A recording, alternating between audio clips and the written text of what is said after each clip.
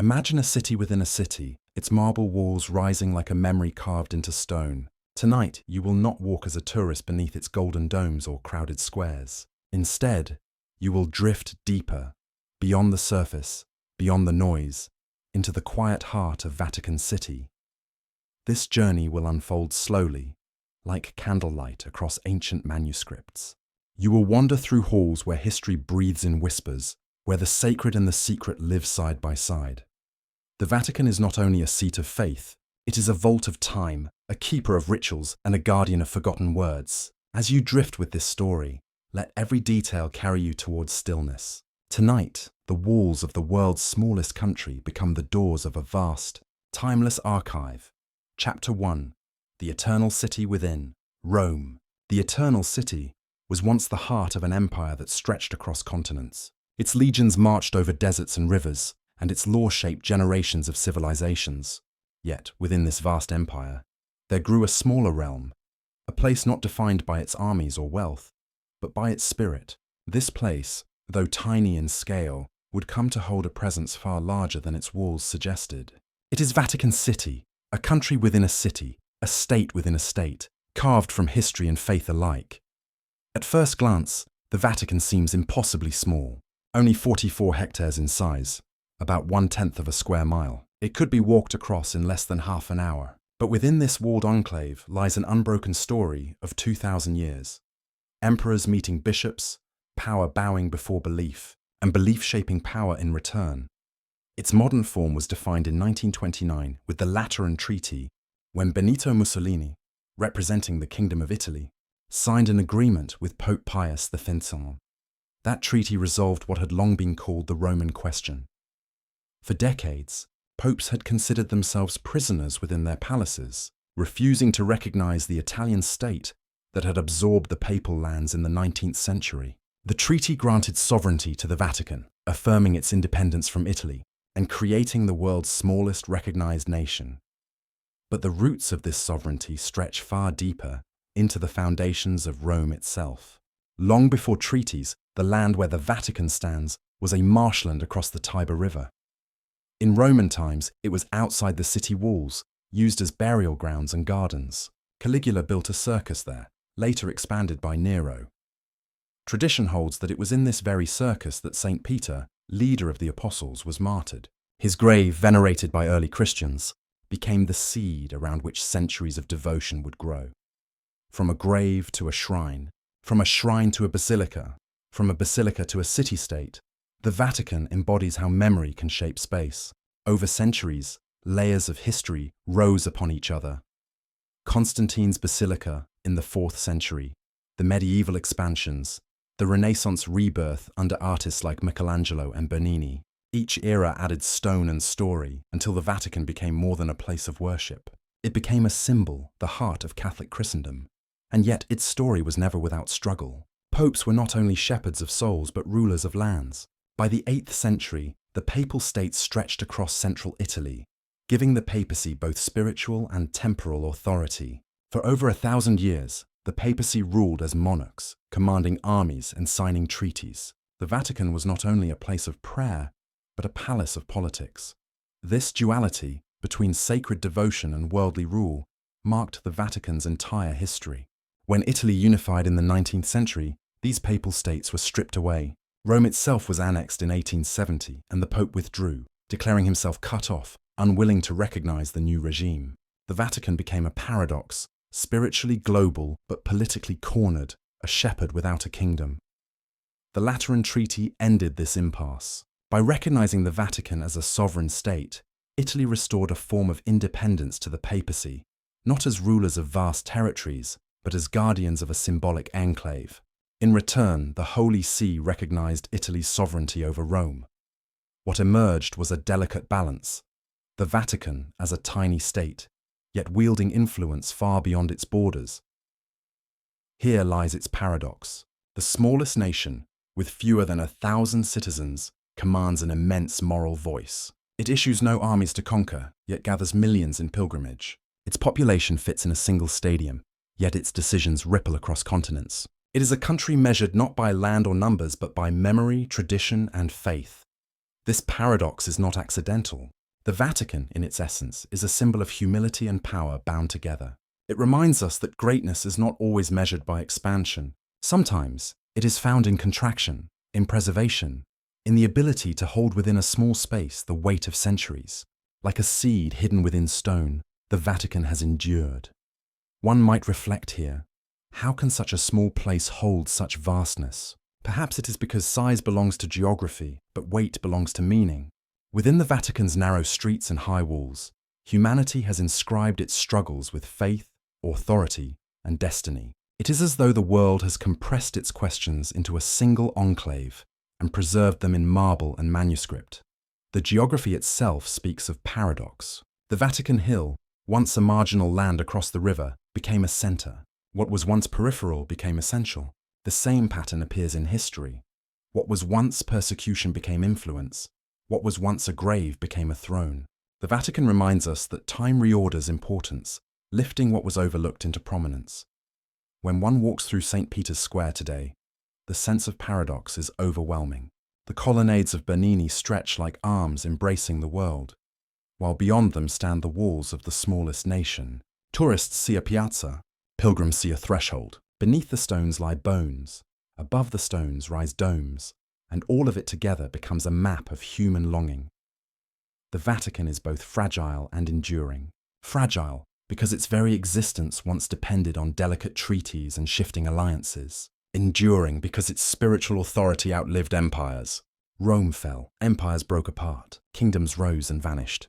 Yet this tiny enclave, anchored on memory and devotion, continues. It is not a relic but a living paradox, at once ancient and current, humble and vast. And so we return to its essence. The Vatican City, though measured at less than half a square kilometre, contains within its limits the narrative of belief itself. It is the embodiment of a faith that began with fishermen and martyrs, grew through emperors and councils, and endures in modern diplomacy. Its power is not its territory but its symbolism, its ability to stand as both a place and an idea. As the night deepens, one may reflect. Perhaps every civilization carries within it a smaller center, a place that holds its essence. For Rome, that place is the Vatican, a city within a city, a state within a state, a seed within stone. And in its silence, the Vatican whispers a question to us. Is true greatness measured by what expands outward, or by what endures inward? Chapter 2. St. Peter's Bones Beneath the Altar. At the very heart of the Vatican stands St. Peter's Basilica, vast and radiant, crowned with a dome that draws eyes upward. Yet, beneath all its marble, mosaics, and gilded altars lies something quieter, older, and far less visible. The bones of a man, or what are believed to be his bones. A fisherman from Galilee, crucified in Rome, and remembered as the first bishop of the city. His name was Peter. His story is both history and faith, both archaeology and devotion. Peter was not born into power. He was a fisherman on the Sea of Galilee, called by Jesus to leave his nets and follow. The Gospels speak of his flaws, quick to speak, quick to doubt, yet also of his devotion. When Jesus asked, "Who do you say that I am?" Peter answered, "You are the Christ." It was in response to this confession that Jesus gave him a new name, saying, "You are Peter, and upon this rock I will build my church." The name Peter itself means rock, and in time, he became a rock for a community that spread through the cities of the empire. Tradition holds that Peter journeyed to Rome, perhaps in the reign of Emperor Nero.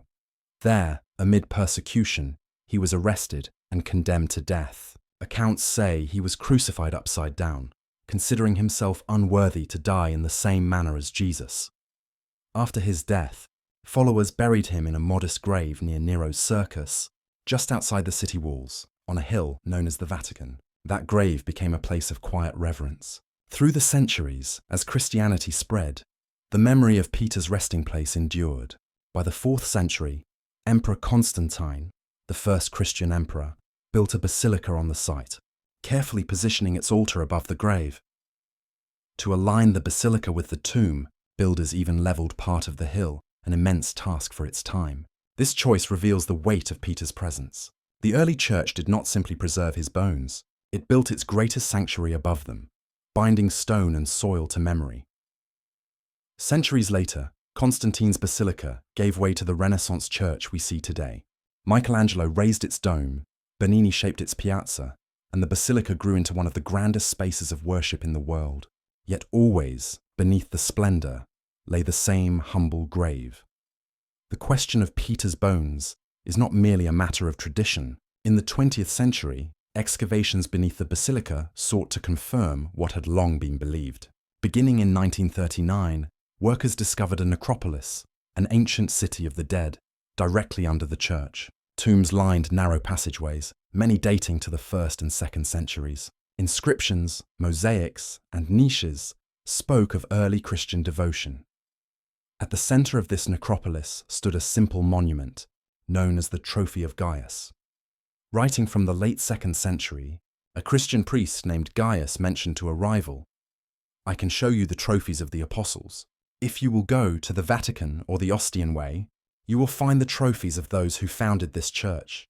The Vatican trophy, then, was a small structure marking Peter's resting place. Beneath this monument, archaeologists found bones. At first, they seemed scattered, some belonging to different individuals. For years, debates surrounded them. Were these truly Peter's remains, or simply bones gathered over centuries of burials?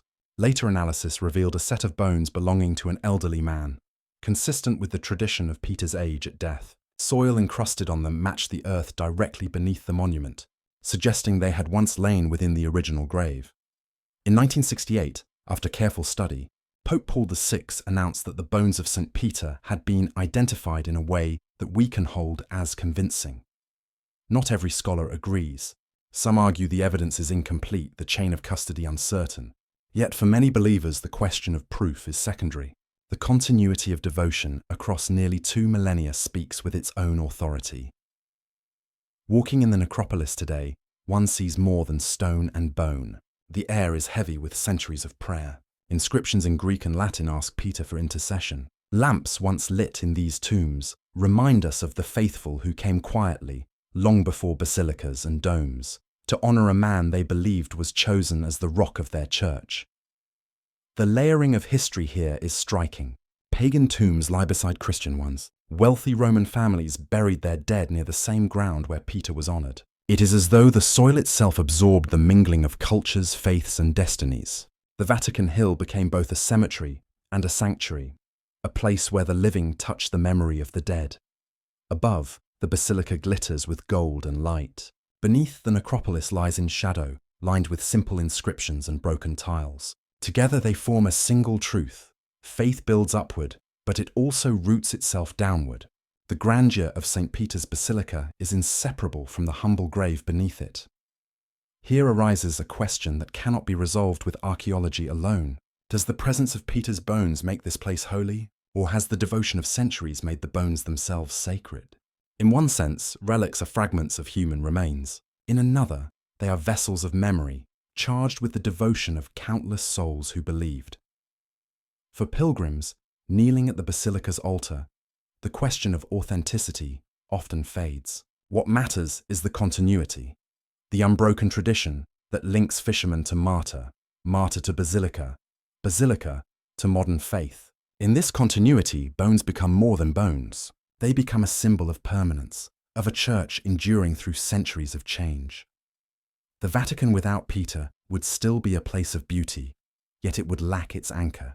His grave beneath the altar is not simply an archaeological curiosity. It is the reason the basilica was built where it stands, the reason pilgrims cross oceans to kneel in its aisles, the reason popes trace their authority back to a fisherman on a Galilean shore. And so, St. Peter's bones, whether seen as relic or symbol, give the Vatican its gravity.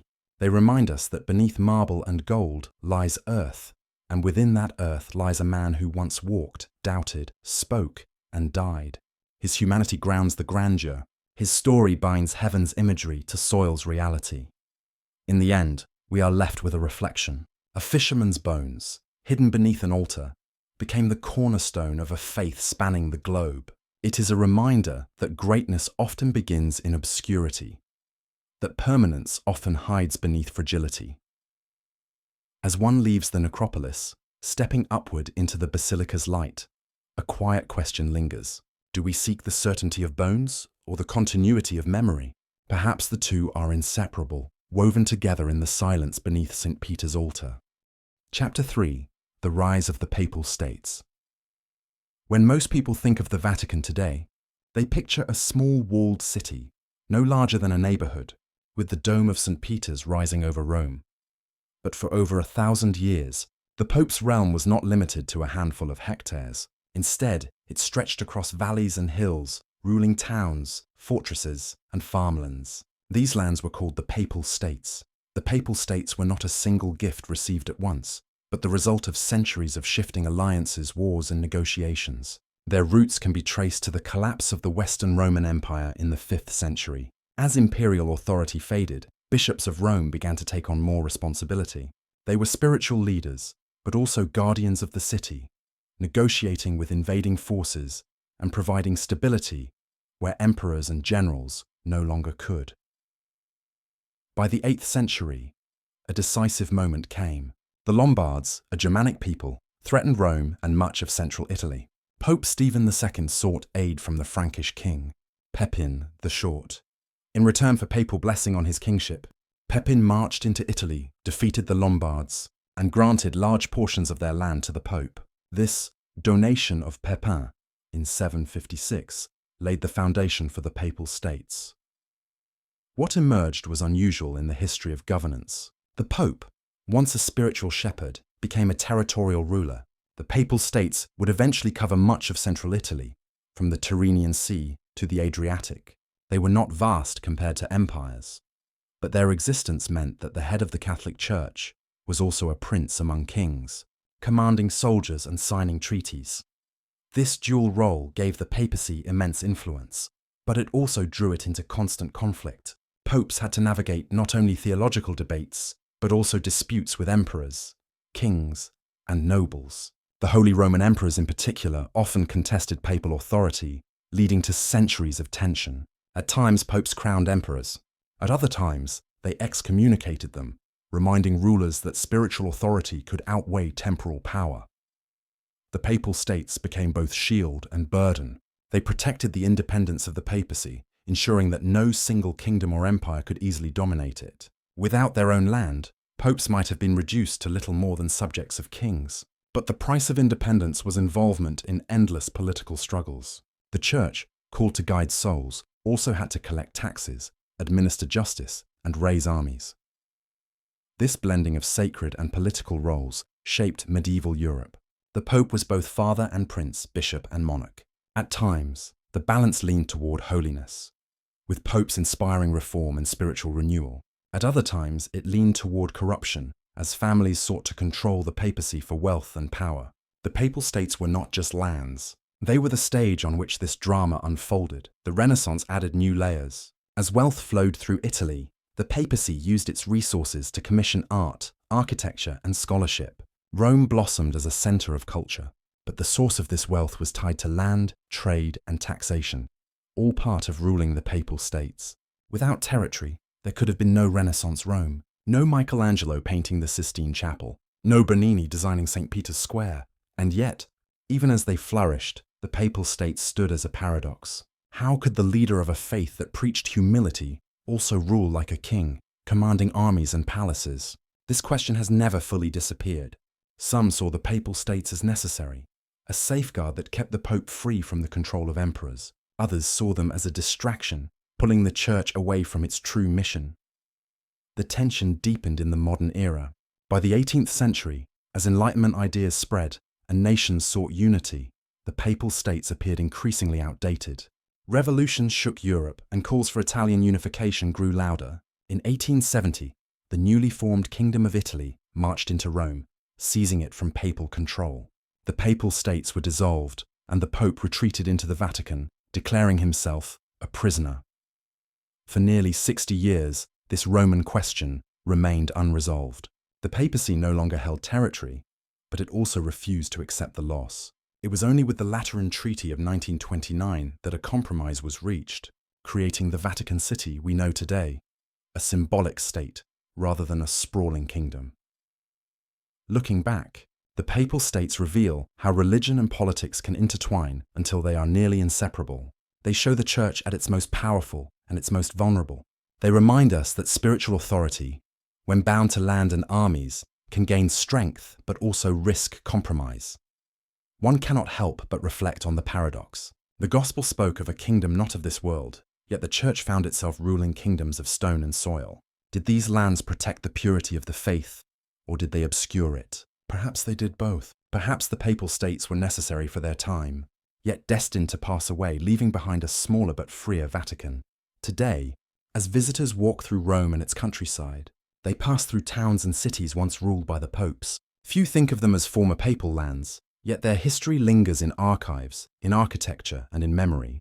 The Papal States may have vanished as a political entity, but their legacy endures in the Vatican's unusual position as both spiritual and temporal, ancient and modern. And so this chapter closes with a quiet reflection. When sacred authority becomes entangled with earthly rule, does it rise higher or does it weigh itself down? The Papal States whisper both answers at once, leaving us to wonder how faith and power can ever truly be separated. Chapter 4. Gardens of Silence and Symbol. Behind the high stone walls of Vatican City, where streets echo with pilgrims' footsteps and basilicas rise in splendor, there lies a quieter world. It is a place hidden from most eyes, though it stretches across nearly half of the city-state's land. These are the Vatican Gardens, a sanctuary of green silence, cultivated for centuries not for spectacle, but for contemplation. The history of these gardens is almost as old as the papacy's residence in Rome. As early as the 13th century, popes sought a retreat from the formalities of the palace and the burdens of governance. They ordered groves to be planted, fountains to be built, and shaded paths to be laid out where prayer could merge with nature's stillness. Over time, what began as simple orchards and medicinal plots grew into a tapestry of botanical and symbolic spaces, part retreat, part living metaphor. The gardens are not a single design, but a blend of many influences.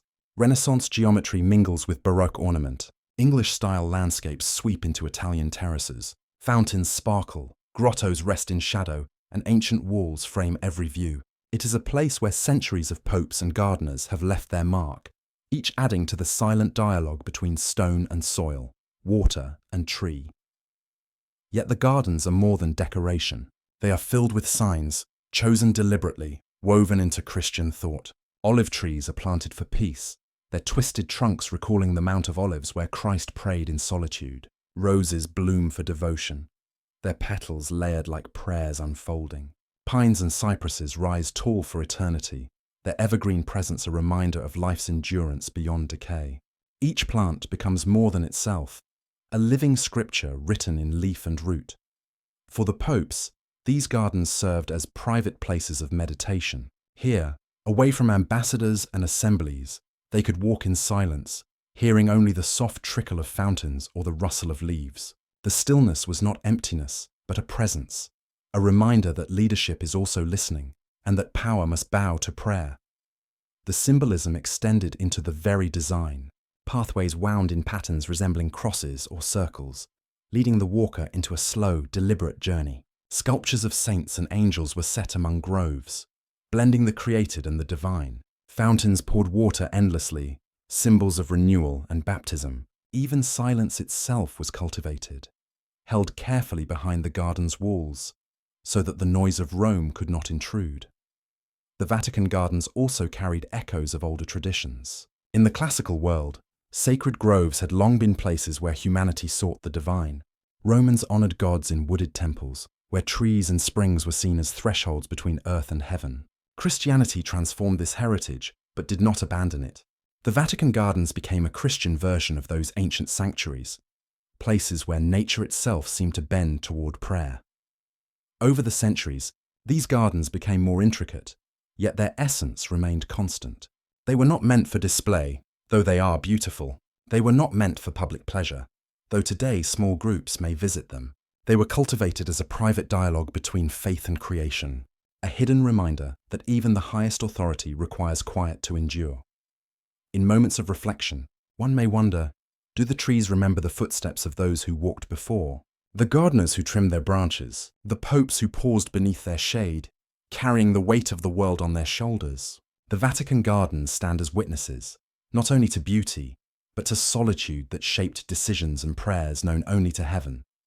The gardens also remind us that symbols are never idle. A rose is not just a flower when planted in such soil. It becomes a sermon without words. A fountain does not simply refresh the air. It becomes a meditation on life flowing from hidden springs. Even the quiet, the absence of sound, becomes a symbol, teaching that silence itself is a form of prayer, one that asks for nothing yet offers everything. Perhaps that is why the gardens feel like a paradox. They are in the heart of one of the most visited places in the world, yet they are set apart, hidden, still. They hold sculptures and fountains admired by artists, yet they are not museums. They carry the presence of centuries, yet they feel timeless, as though each season is folded into a greater rhythm beyond the walls. For those who glimpse them, the Vatican gardens offer more than shade or fragrance. They invite reflection on the human need for retreat. Authority, ceremony, ritual, these fill the outer world, but within the hidden spaces, the soul longs for quiet, for the slow unfolding of thought, for the sound of water over stone. These gardens remind us that faith is not sustained by grandeur alone, but by silence that steadies the heart. As the sun sets over the walls of the Vatican, light filters through cypress and olive leaves, casting long shadows across fountains and paths. The city beyond continues in its noise, but here, time seems to pause. The Vatican gardens remain, a green heart beating quietly within stone, offering lessons without words, and so they whisper to us even now, beyond ritual, beyond ceremony, beyond the roar of history. There is always a garden, where silence and symbol speak more deeply than words can. Chapter 5. The Sistine Ceiling, a Painted Heaven. When one steps into the Sistine Chapel, the first sensation is not sound, but space.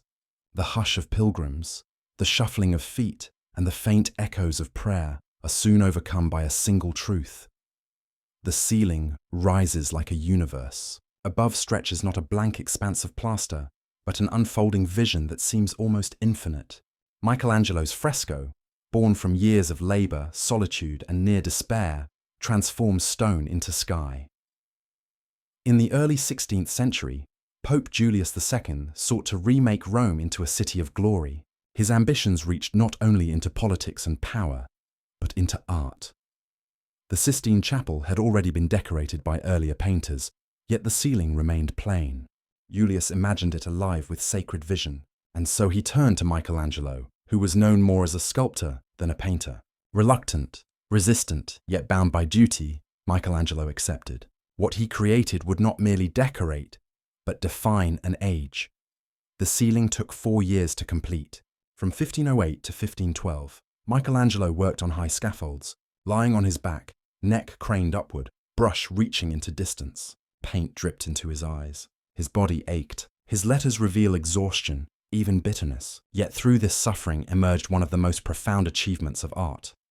A painted scripture, stretching across more than 500 square meters.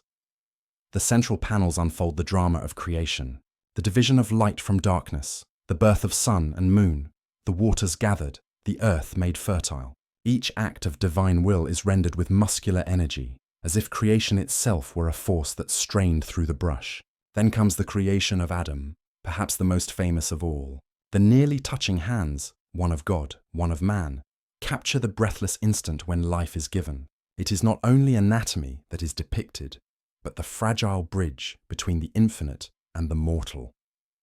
Around these scenes are prophets and sibyls, figures seated in grandeur, holding scrolls and gazing outward. The prophets are drawn from Scripture: Isaiah, Ezekiel, Jeremiah, each caught in moments of revelation.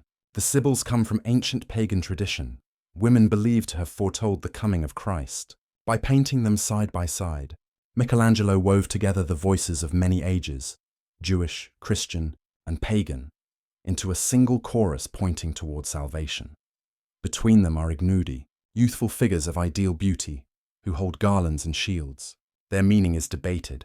Some see them as angels, others as pure decoration. Perhaps they are both, beauty for its own sake, and beauty as divine witness. In every muscle and fold of flesh, Michelangelo showed that the human form itself can be scripture, a language of reverence written in sinew and skin.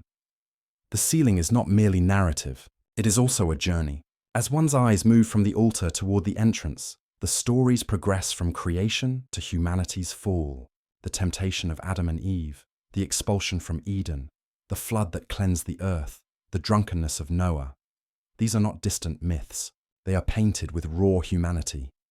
Eve reaching for the fruit, Noah slumped in weariness, faces filled with grief and longing. Through them, viewers see themselves, fragile, flawed, yet touched by divine breath. Years later, Michelangelo would return to the Sistine Chapel to paint the Last Judgment on the altar wall. Unlike the ceiling's ordered panels, the judgment surges with movement. Christ stands at the center, raised in power, while angels, saints, and souls swirl around him. The saved rise toward heaven, the damned fall into shadow. It is both terrifying and tender, filled with human forms twisting between despair and hope. Here, Michelangelo poured out his vision of the human struggle, not as myth, but as destiny. Together, the ceiling and the altar wall form a kind of cosmic book, creation and judgment, beginning and end. Between them, the entire arc of salvation history unfolds, not in words, but in paint. Pilgrims enter the chapel not only to witness art, but to be surrounded by scripture made visible. In silence, the fresco becomes prayer. The ceiling itself seems to breathe with devotion, guiding eyes upward toward mysteries beyond language. Michelangelo's work was revolutionary. He painted bodies with sculptor's precision, monumental yet vulnerable. His colors, once bright, have been restored in modern times, revealing blues, reds, and golds that shimmer like stained glass. Every detail carries weight. The furrowed brow of a prophet, the twist of a hand, the glance of a sibyl toward eternity. Nothing is accidental. Everything belongs to a sacred rhythm, and yet beyond skill, there is wonder. Why does the nearly touching hand of God and Adam move us so deeply? Why does the ceiling, filled with figures centuries old, still silence thousands who enter each day? Perhaps it is because it speaks not only of religion, but of humanity's longing. It is a mirror of our own questions. Where do we come from, and where do we go? What breath gives us life, and what silence will claim us? The Sistine Ceiling is not only Michelangelo's triumph, nor Julius II's ambition fulfilled. It is a place where art and faith meet, where paint and prayer fuse into something greater. To stand beneath it is to stand within a vision, one that invites not answers, but awe. As night falls outside the Vatican, the chapel remains in stillness. The fresco does not fade with the dark. It waits, as it has for centuries, above pilgrims and popes, guardians and seekers. A painted heaven, timeless, suspended, whispering without sound. And perhaps, if you look long enough, you may sense what Michelangelo himself felt, that creation is not finished, that every life is another brushstroke, that heaven itself is still being painted upon the ceiling of time.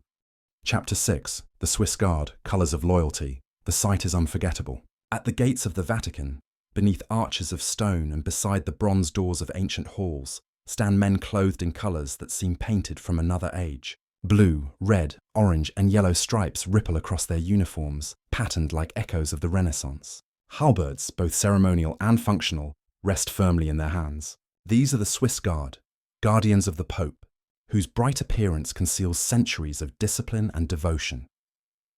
Their story begins not within the walls of Rome, but high in the mountains of Switzerland. In the late Middle Ages, Swiss mercenaries earned a reputation across Europe for loyalty and unmatched skill in battle. They fought in tight formations, their pikes held like forests of steel, their courage unwavering even when outnumbered.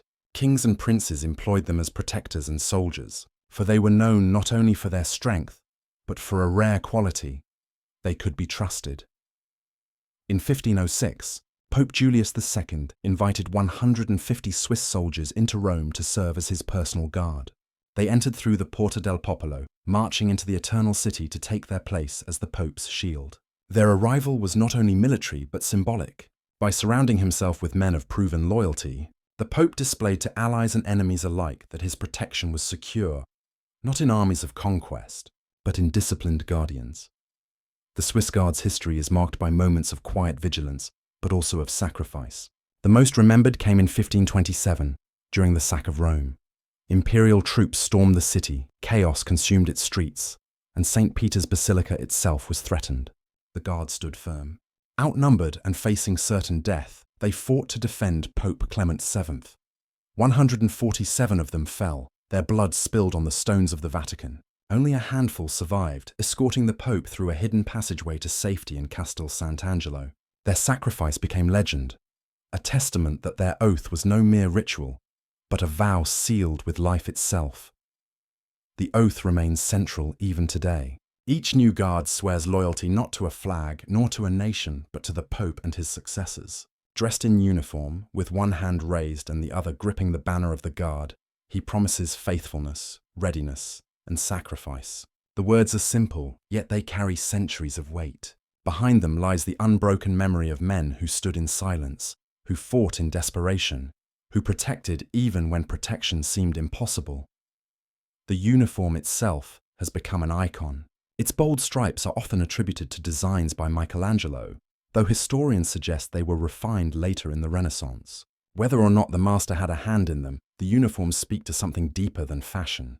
They connect the present to a lineage of service, reminding all who see them that tradition is not frozen in the past, but carried forward in fabric and colour. Yet the guard is more than ceremony. Behind the pageantry is rigorous training. Members must be Swiss citizens, Catholic, and of exemplary character. They undergo military preparation, learn security skills, and serve both in visible roles and in hidden watchfulness. They stand at the entrances of basilicas, accompany the Pope on travels, and patrol the unseen corridors of the Vatican. Their halberds are symbols, but their discipline is real. In their silence lies their strength. Unlike the noise of armies or the display of power, the Swiss Guard embody protection that is steady, almost invisible. They do not draw attention to themselves, but they are always present. In this, they reflect something of the Vatican itself, a small state whose power lies not in size, but in presence, tradition, and continuity. Symbols flow through their service. The halberd recalls the weaponry of old, yet it is paired with modern arms hidden from view. The colours of their uniform echo the Medici, linking them to papal families of the Renaissance. The annual swearing-in, held each May 6th, commemorates the fallen of 1527, blending ritual with remembrance. Every detail is layered with meaning, so that each act of standing guard is also an act of memory. To watch them is to glimpse the intersection of past and present. A visitor may see only bright fabric and slow, steady steps, but beneath the colours lies centuries of loyalty, to faith, to promise, to the quiet duty of protection. Their watch has endured through wars, through reforms, through shifting ages of history. In their stillness, the Vatican finds not only guardians, but reminders that devotion itself can take the form of vigilance. And so, beneath the sunlight or under the soft glow of lanterns at night, the Swiss Guard continue their silent service. Their uniforms may appear ceremonial, yet their hearts carry the weight of sacrifice. Their oaths echo through time, binding them to a duty that transcends politics and place.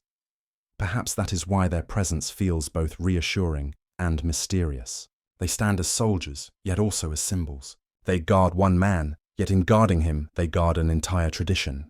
Their colours dazzle the eye, but it is their quiet loyalty that endures in memory. In the end, the Swiss Guard remind us of a simple truth, that devotion is not only found in prayers or in rituals, but also in the steady act of standing watch day after day, century after century.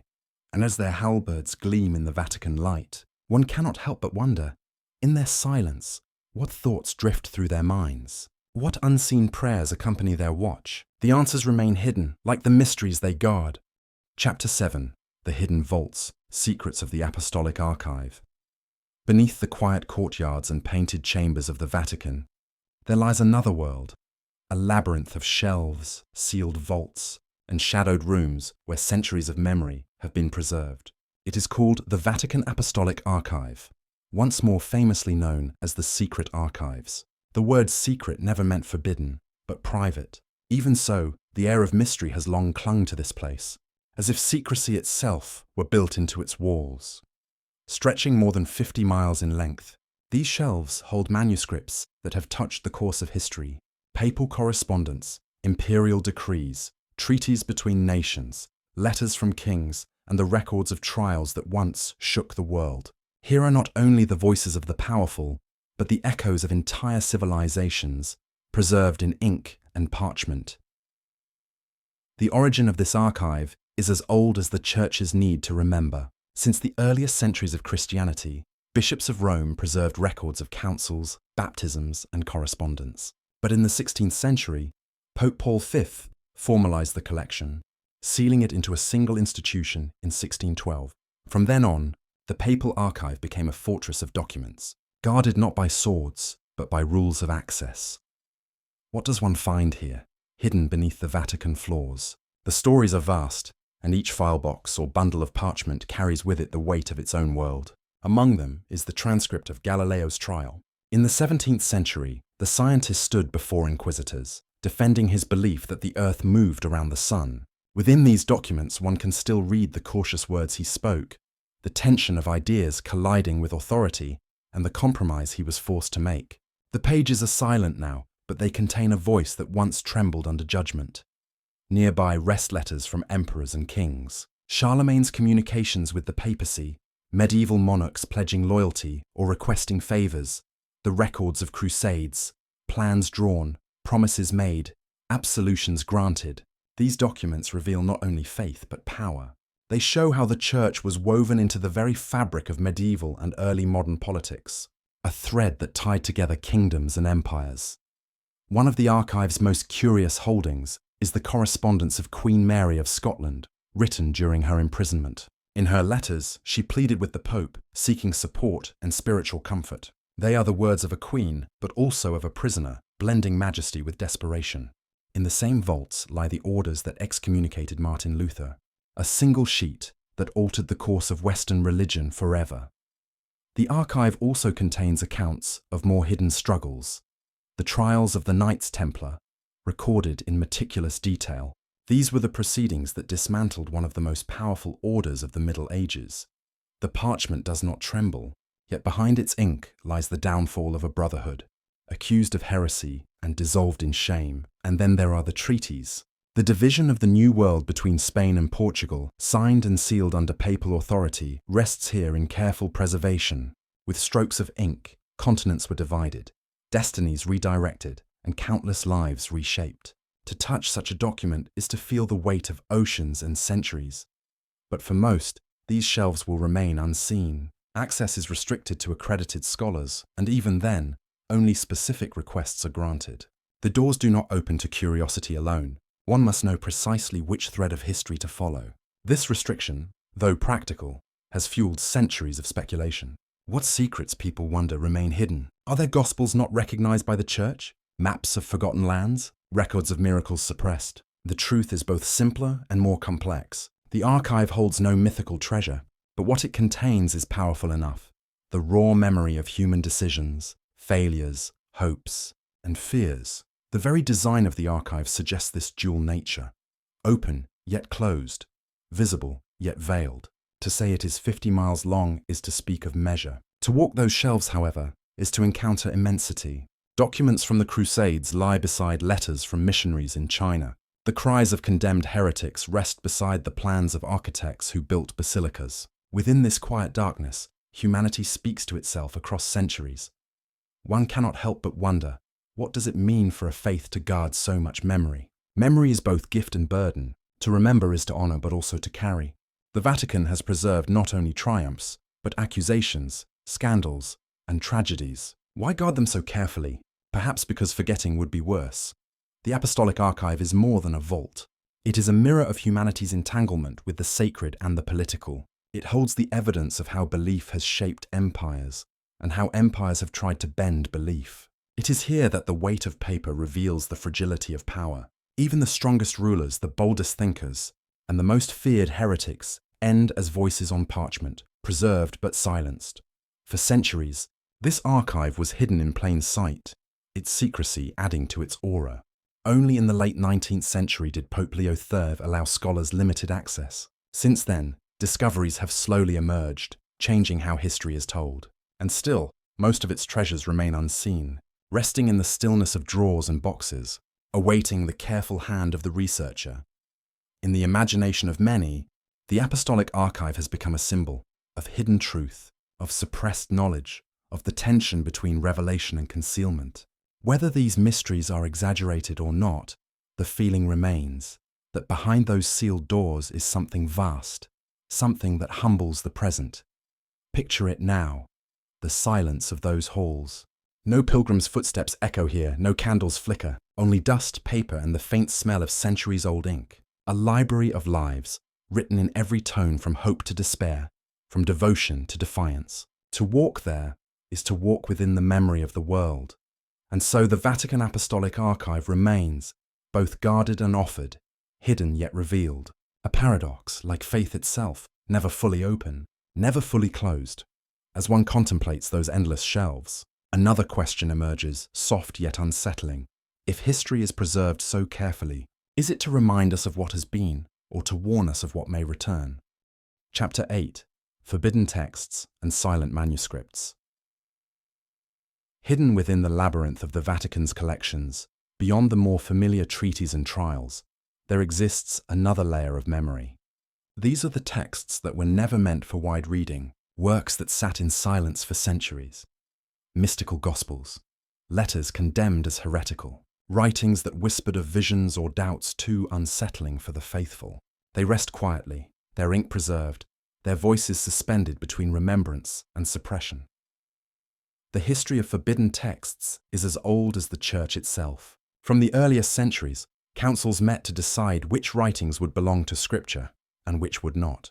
Many communities had their own gospels, their own accounts of Jesus, their own interpretations of faith. Some of these writings spoke of hidden sayings, secret knowledge, or cosmologies that painted the divine in unfamiliar forms. Others challenged the authority of bishops, or proposed visions of salvation too radical for consensus. To preserve unity, such works were set aside, declared apocryphal or heretical. Yet setting them aside did not mean destroying them. Many were copied, preserved, or quietly stored. The Vatican, as guardian of memory, kept what others might have erased. And so the paradox deepened. The same Church that declared these texts dangerous also became their protector, ensuring their survival across centuries. Among the most intriguing are the Gospels outside the New Testament. Writings like the Gospel of Thomas, with its spare collection of sayings, or the Gospel of Mary, which grants voice to a woman as teacher among disciples. There are apocalypses too, not just the revelation of John, but visions attributed to Peter, Paul, and other apostles, filled with images of cosmic battles and journeys through heavens and hells. To read them is to glimpse a Christianity still fluid, still shaping itself in many directions before the canon was closed. Why then were they suppressed? Part of the answer lies in authority. A faith that spans continents requires unity, a shared story strong enough to hold people together. Too many competing voices could fragment belief, leaving followers uncertain. And so councils made their choices, and the boundaries of orthodoxy took form. But another part of the answer is more mysterious. Some writings spoke with a freedom that unsettled even sympathetic readers. They blurred the line between human and divine, or suggested that salvation was not only through the institution of the Church, but through inner knowledge. Such ideas, while meaningful to some, could appear destabilizing to a fragile society. To preserve order, they were hidden, locked away.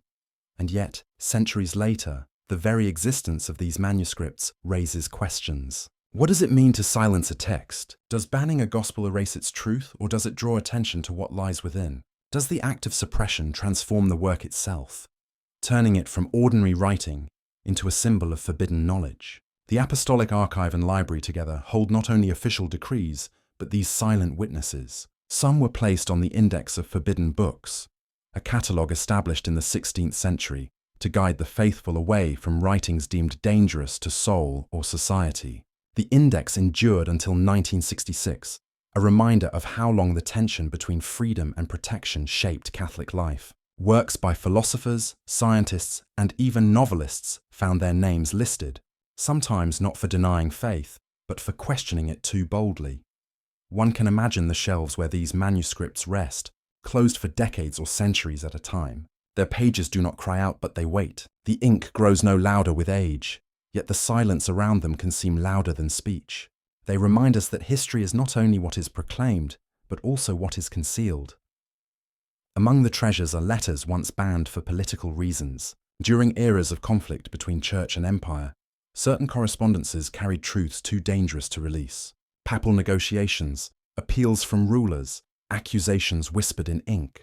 All were preserved, but hidden from the light of public eyes. To read them now is to hear voices speaking across centuries, voices that once risked punishment if overheard. There are mystical writings too, some by visionaries whose experiences with the divine defied easy explanation.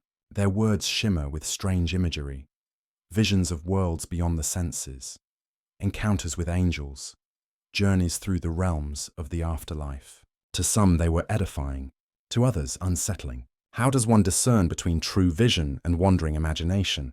To preserve them, but keep them guarded, was a way of respecting the line between reverence and caution. And so the Vatican's forbidden texts are not merely relics of censorship, but also reflections of humanity's wrestling with truth. They embody the question, how much can a community bear to hear? What happens when new revelation collides with old belief? And what becomes of those who write with voices too far ahead of their time? In the modern age, many of these once silenced works have found new readers. Scholars now study the apocryphal Gospels not as threats to faith, but as windows into the diversity of early Christianity. Historians pore over forbidden letters to better understand the politics of empires. Mystical manuscripts, once confined to shelves, are read with renewed curiosity by those seeking alternative visions of the sacred. What was once hidden now serves as a reminder that truth is not monolithic, but layered, complex, and often contested. Still, one cannot shake the feeling that something lingers in the silence. To hold such a text in one's hands is not only to read words, but to feel the weight of centuries of absence. They were silenced, not only by decree, but by time itself. And yet, here they remain, fragile, preserved, waiting. Perhaps that is their greatest lesson, that even when silenced, memory endures. Even when unread, a manuscript still speaks, if only to the air around it. Its presence is itself a kind of testimony, whispering that doubt, curiosity, and diversity are not failures of faith, but part of the human condition. In this way, the Vatican's forbidden texts and silent manuscripts become symbols, not of conspiracy, but of the delicate balance between protecting tradition and acknowledging multiplicity. They are evidence that belief has never been simple, never uniform, but always a field of tension, negotiation, and yearning. And as one imagines those sealed volumes, resting quietly behind locked doors, another thought arises. Are they hidden to protect the faithful from doubt, or to protect humanity from forgetting that it once dared to ask? Chapter 9. The Council Chambers. Echoes of Decisions. The Vatican is not only a place of worship and ritual, it is also a place of decision. Within its walls, and across centuries, the Church has gathered in council. These gatherings were not mere meetings, but turning points in Christian history. They were assemblies where the faith wrestled with itself, asking questions that reached to the core of belief. Who is Christ? What is Scripture? How should the Church respond to the modern world? The tradition of council-making reaches back to the 4th century. The Council of Nicaea in 325, though not held in Rome, set the model. Bishops travelled across continents, from the deserts of Egypt to the coasts of Spain, to deliberate over the mystery of Christ's nature. Was he fully divine or somehow less? Could he be both God and man? These were not abstract questions, but matters that shaped prayer, worship, and salvation itself. The creed that emerged, affirming the Son as true God from true God, still echoes in Christian liturgies today. The councils that followed carried equal weight. At Chalcedon in 451, the Church declared that Christ exists in two natures, human and divine, without confusion. The decisions made in these chambers often brought unity, but they also caused division. Communities who disagreed sometimes broke away, forming separate traditions that endure to this day. The walls of council chambers heard not only agreement, but struggle, voices raised in conviction, fears of error, hopes for clarity. Though the earliest ecumenical councils were scattered across the empire, their memory now rests heavily in the Vatican. For centuries, Rome became the center where decrees were received, confirmed, and interpreted. The papal archives preserve letters of debate, transcripts of trials, and summaries of decisions. To walk among these halls is to sense the weight of past arguments, still shaping doctrine and practice. The Middle Ages brought councils closer to Rome itself. At Lateran and Florence, leaders debated reform, discipline, and attempts at reunion with Eastern Christians. At Trent, in the 16th century, The Church responded to the upheaval of the Reformation. Here, decisions were made that touched every aspect of Catholic life: the canon of Scripture, the sacraments, the nature of grace, the role of tradition. Trent's decrees shaped Catholic identity for centuries, strengthening discipline and clarifying doctrine in a time of fracture. And in the 20th century came Vatican II, a council held within St. Peter's Basilica beneath Michelangelo's dome. Thousands of bishops gathered, joined by observers from other Christian communities. For 4 years, they spoke and listened, weighing how the Church should live in the modern world. The results were profound. Mass was no longer said only in Latin but in the languages of the people. A new spirit of openness toward other faiths emerged. Scripture took central place in worship, and the role of the laity was emphasized. The ripples of Vatican II continue to move through Catholic life, stirring renewal and debate alike. To imagine these councils is to imagine great halls filled with solemnity and tension.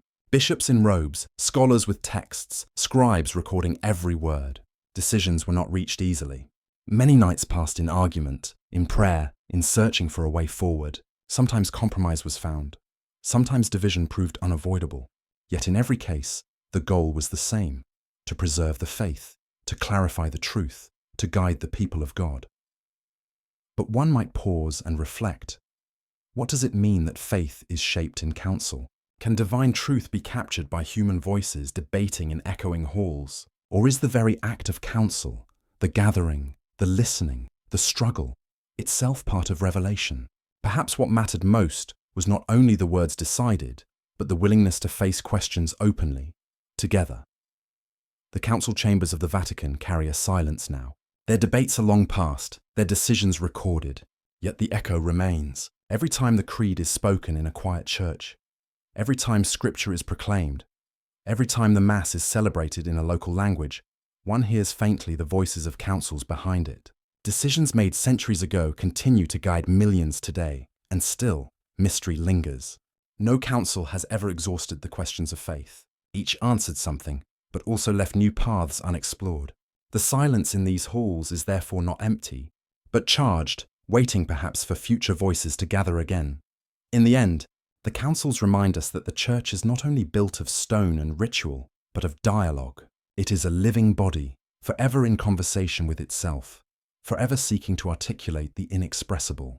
To walk through the Vatican's council chambers is to sense this: the murmur of centuries, still alive, still asking, still reaching.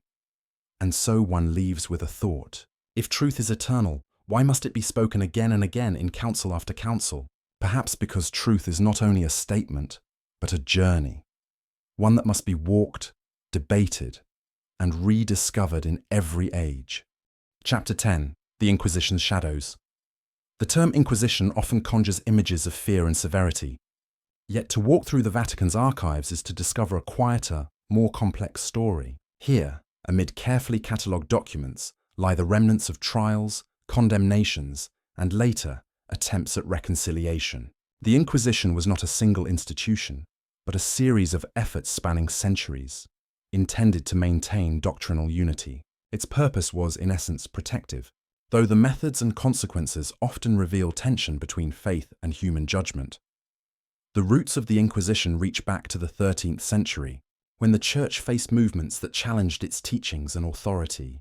Groups like the Cathars and the Waldensians questioned established practices and interpretations of Scripture. In response, the Church established tribunals to examine these claims. The process was formal, detailed, and recorded meticulously. Every testimony, every declaration of belief or doubt was entered into parchment. The goal, in principle, was to guide the faithful back toward orthodoxy, though the line between correction and punishment could be blurred. In the Vatican's preserved accounts, one sees not only the procedures of trial, but the human stories intertwined with them. There are records of confessions, letters pleading for mercy, and appeals to higher authority. Some accused were genuinely heretical in their beliefs. Others were simply misunderstood, their words or writings deemed threatening to unity. Within these cases, one glimpses the profound struggle between conscience and institution, between personal conviction and the demands of collective faith.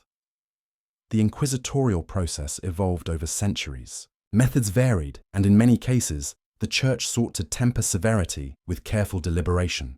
Penances ranged from public recitation of prayers to fines or temporary exile.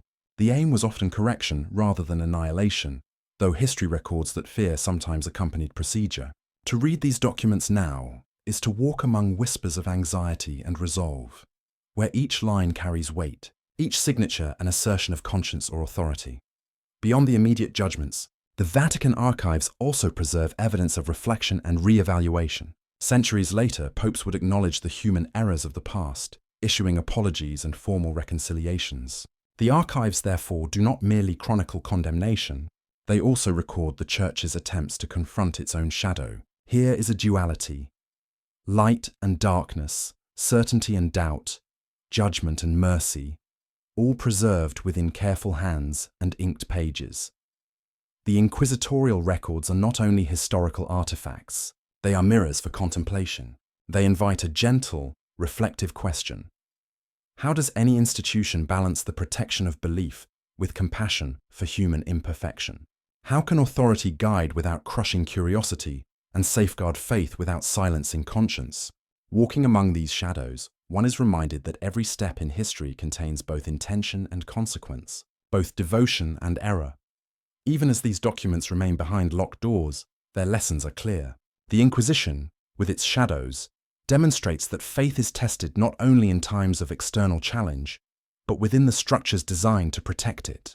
It speaks to the delicate interplay between belief and power, reminding us that human history is rarely simple, and that the pursuit of spiritual truth is often intertwined with imperfection.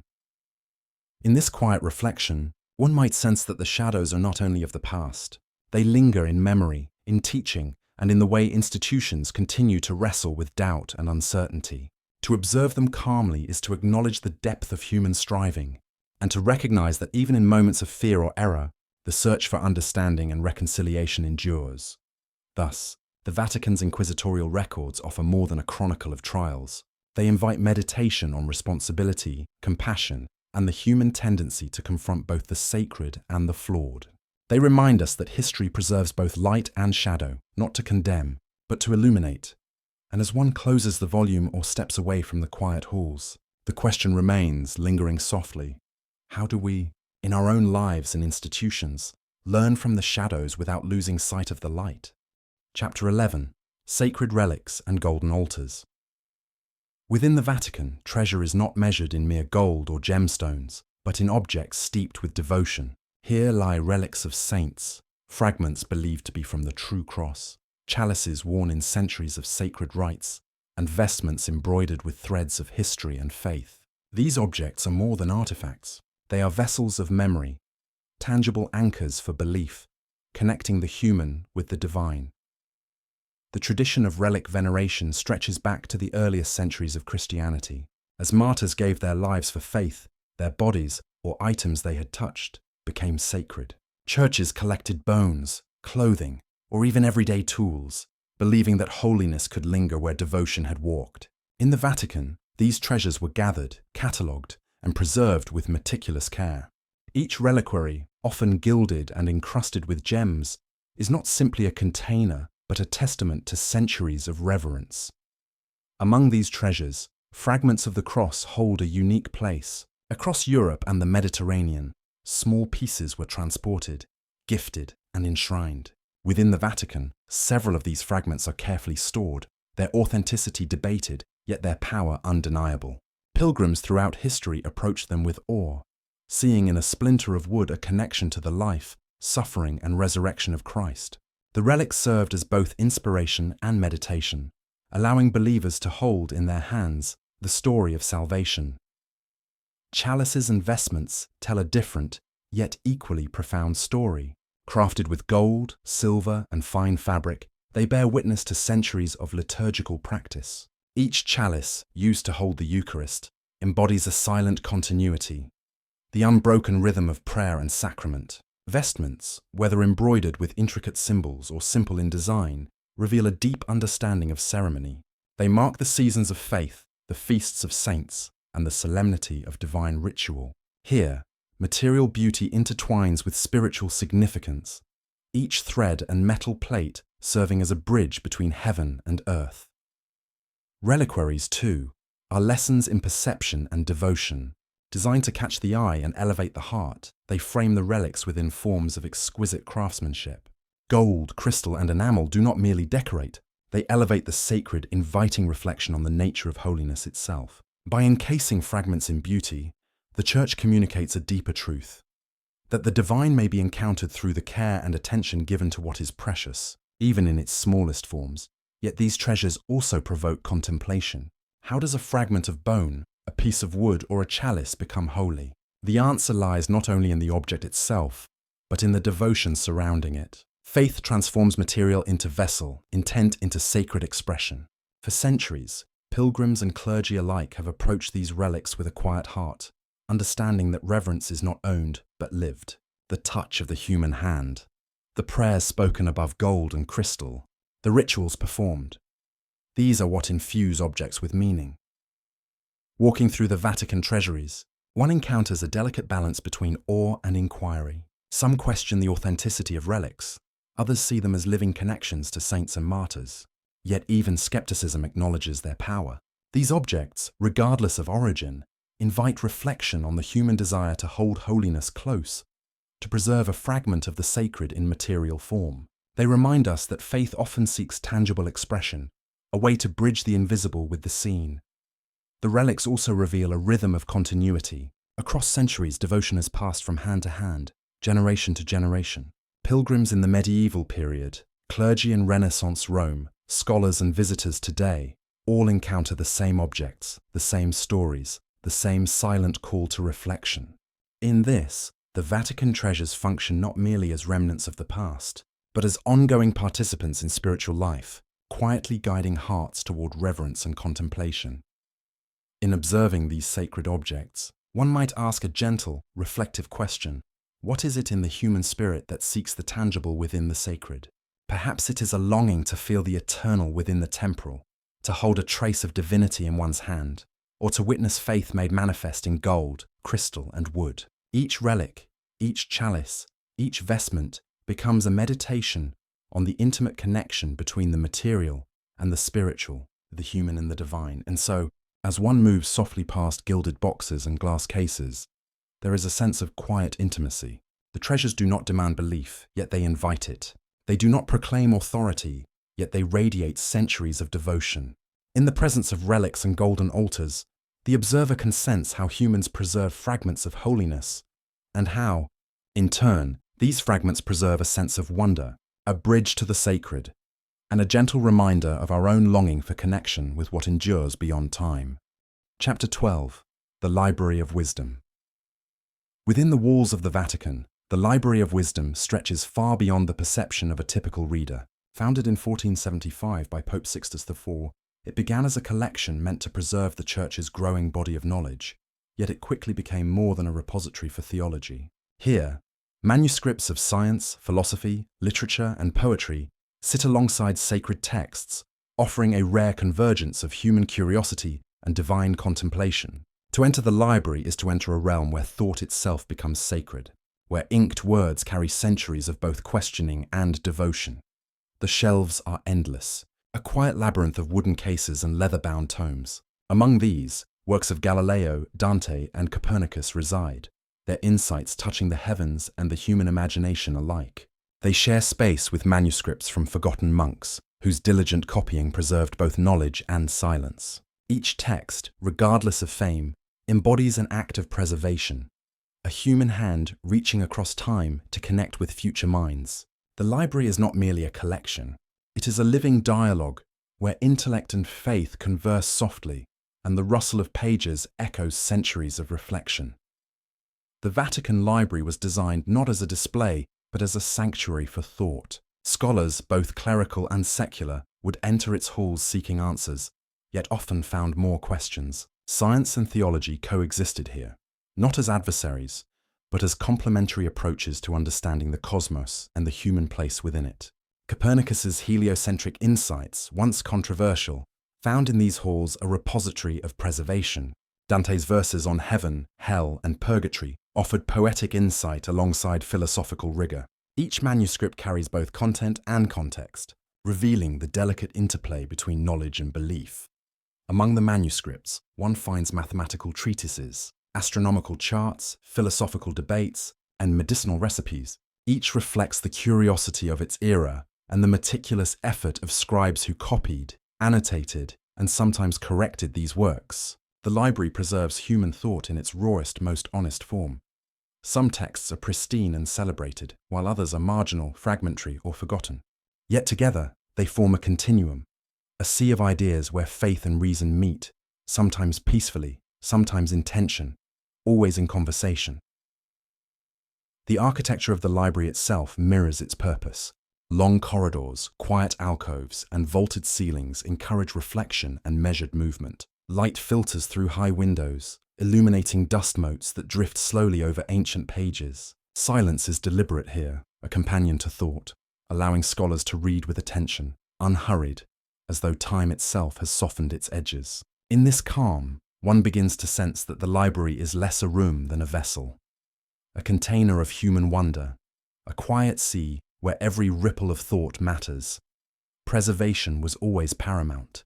Manuscripts were carefully stored, catalogued, and protected from decay. Some were illuminated with intricate designs, gilded letters catching faint light as a reminder that beauty and knowledge were inseparable. Others bore notes in margins, personal reflections of monks and scholars who had engaged with the text. These annotations provide more than historical insight. They reveal the human desire to converse with the past, to leave traces of understanding, to ensure that the mind's labor endures beyond its own lifespan. Visitors today are rare, granted access only under careful supervision. Yet even in this restricted space, the library exerts an immense presence. The weight of its collection is not only physical but spiritual. Here, one can witness the interplay of curiosity and devotion, the convergence of reason and wonder. A mathematical formula may sit beside a theological treatise. A poem of love or morality may rest near an astronomical chart. In every case, there is the quiet affirmation that the human mind, in seeking knowledge, also seeks connection with the divine, with others, and with the unfolding story of humanity itself. The library also reminds us of the fragility of knowledge. Fires, wars, and neglect have claimed many texts elsewhere. Yet here, preservation has endured. Each surviving manuscript is a testament to diligence and foresight, a reminder that the wisdom of centuries is often precarious. And within these preserved pages, the questions raised are often as important as the answers provided.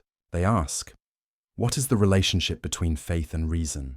How do we reconcile human curiosity with spiritual truth? How does one generation ensure the survival of insight for the next? As one walks softly past towering shelves, the sense of time shifts. Centuries blend together in the quiet. One can imagine a monk from the 15th century, seated by candlelight, copying scripture or commentary, a Renaissance astronomer tracing planetary paths, a philosopher annotating Aristotle or Plato.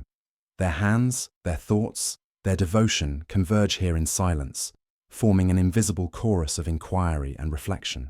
In this space, learning is not merely accumulation, it is dialogue, meditation, and communion. The Vatican Library, then, is both a sanctuary and a mirror.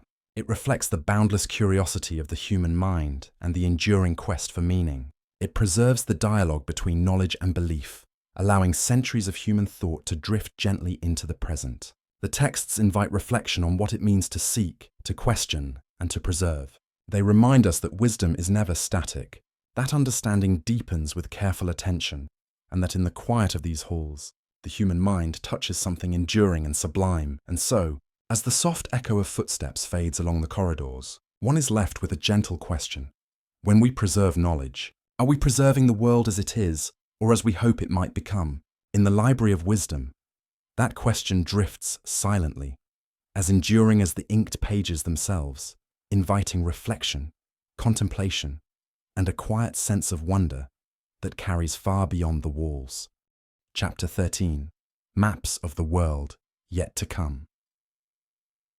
Within the quiet halls of the Vatican, among manuscripts and illuminated texts, lie maps that trace more than land.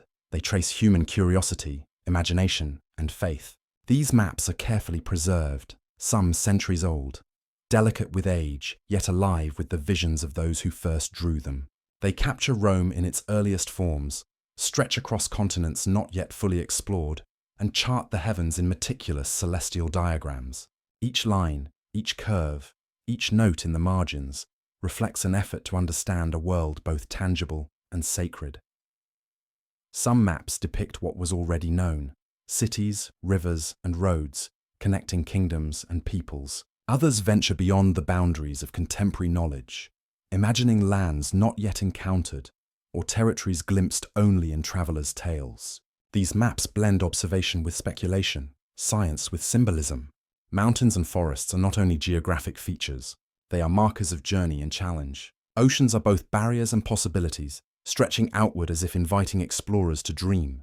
In these drawings, the Church recorded not only the physical world, but its vision of the spiritual and moral order within it. The Vatican's maps of the heavens are equally remarkable. Astronomers and theologians meticulously charted stars, planets, and constellations, blending the rigor of mathematics with reverence for the divine. Celestial maps often accompanied studies of the cosmos, calendars, and astrological calculations. They reveal how humanity has long sought patterns in the sky, seeking guidance from both nature and faith. The alignment of the stars, once interpreted as the hand of providence, was carefully recorded, demonstrating a desire to connect human life with the larger order of creation. Maps of distant lands also tell a story of discovery, ambition, and caution. Some reveal routes to far-off continents long before European explorers had fully reached them. Others detail the coastlines of Africa, Asia, or the Americas with remarkable accuracy, reflecting reports from traders, missionaries, and travelers. Alongside practical information, rivers, ports, mountains, these maps often included symbols and annotations hinting at spiritual significance. Sacred sites, relics, or legendary places were marked, reminding viewers that geography and devotion were intertwined. Beyond practical or spiritual use, maps were statements of perspective and authority. To preserve and create these documents was to exert understanding and sometimes influence over the known world. The Vatican's collection reflects the Church's engagement with both knowledge and imagination, a careful recording of what existed and what might be. In these maps, one can see how humans navigated uncertainty, balancing empirical observation with the mystery of the unknown. The act of mapping was not merely technical, it was also contemplative, inviting reflection on humanity's place within a vast and intricate creation. Some maps were meant to instruct, others to inspire.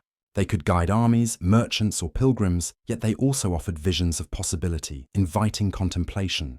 A map of Rome, layered with centuries of streets and monuments, reminds us of the persistence of human effort and faith. A celestial map, with its rotating constellations and annotations, suggests order within the seeming chaos of the night sky. Each sheet becomes a meditation, asking the viewer to consider both the world as it is and as it might be. The artistry of these maps also speaks to a deep respect for form and detail. Ink, pigment, and careful handwork combine to render mountains, rivers, and city walls with precision. Color distinguishes lands, borders, and sacred sites. Even the smallest marks, a line or symbol, carries meaning, a silent language understood by those trained in reading such documents. In this quiet craftsmanship, the mind is invited to slow down, to consider the care with which knowledge was gathered and preserved. Many maps carry layers of interpretation. Annotations may note historical events, legendary stories, or theological significance. Some maps preserve knowledge that would have been lost without them. Extinct towns, forgotten routes, or older names for places now changed. In these layers, we glimpse not only geography, but memory. Maps are, in a sense, repositories of human attention, reflecting what was considered important, sacred, or necessary to remember. As we move through the archive, one senses the duality of maps. They are practical guides, yet also symbolic narratives.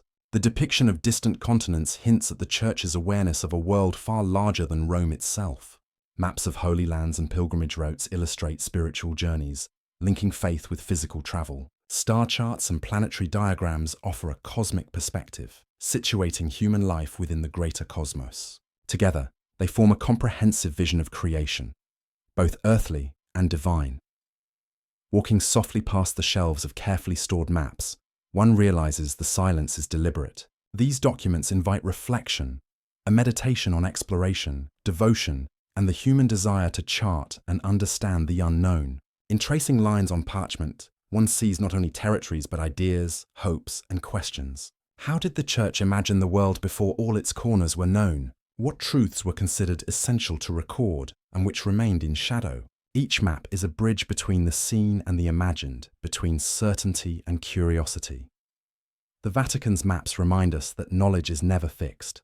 Boundaries shift, continents are renamed, and celestial positions evolve with observation and time. Yet the maps themselves endure, preserving a vision of human endeavor, imagination, and devotion. They reveal the interplay of fact and faith, the attempt to make sense of the visible and invisible, the tangible and the transcendent. Each map carries the echo of centuries of observers, thinkers, and believers, quietly inviting the viewer to ponder the vastness of the world, both known and yet to come. And so, in the hush of the archive, one cannot help but wonder, do these maps show only the lands we have travelled, or do they also hint at journeys still waiting within our imagination? In their silent lines and coloured contours, the Vatican keeps the eternal dialogue of discovery alive, guiding us not only through geography, but through the landscapes of thought, devotion, and possibility. Chapter 14, Chants of the Eternal Choir. Within the hushed stone walls of the Vatican, a sound rises that is older than any building, older than any marble statue.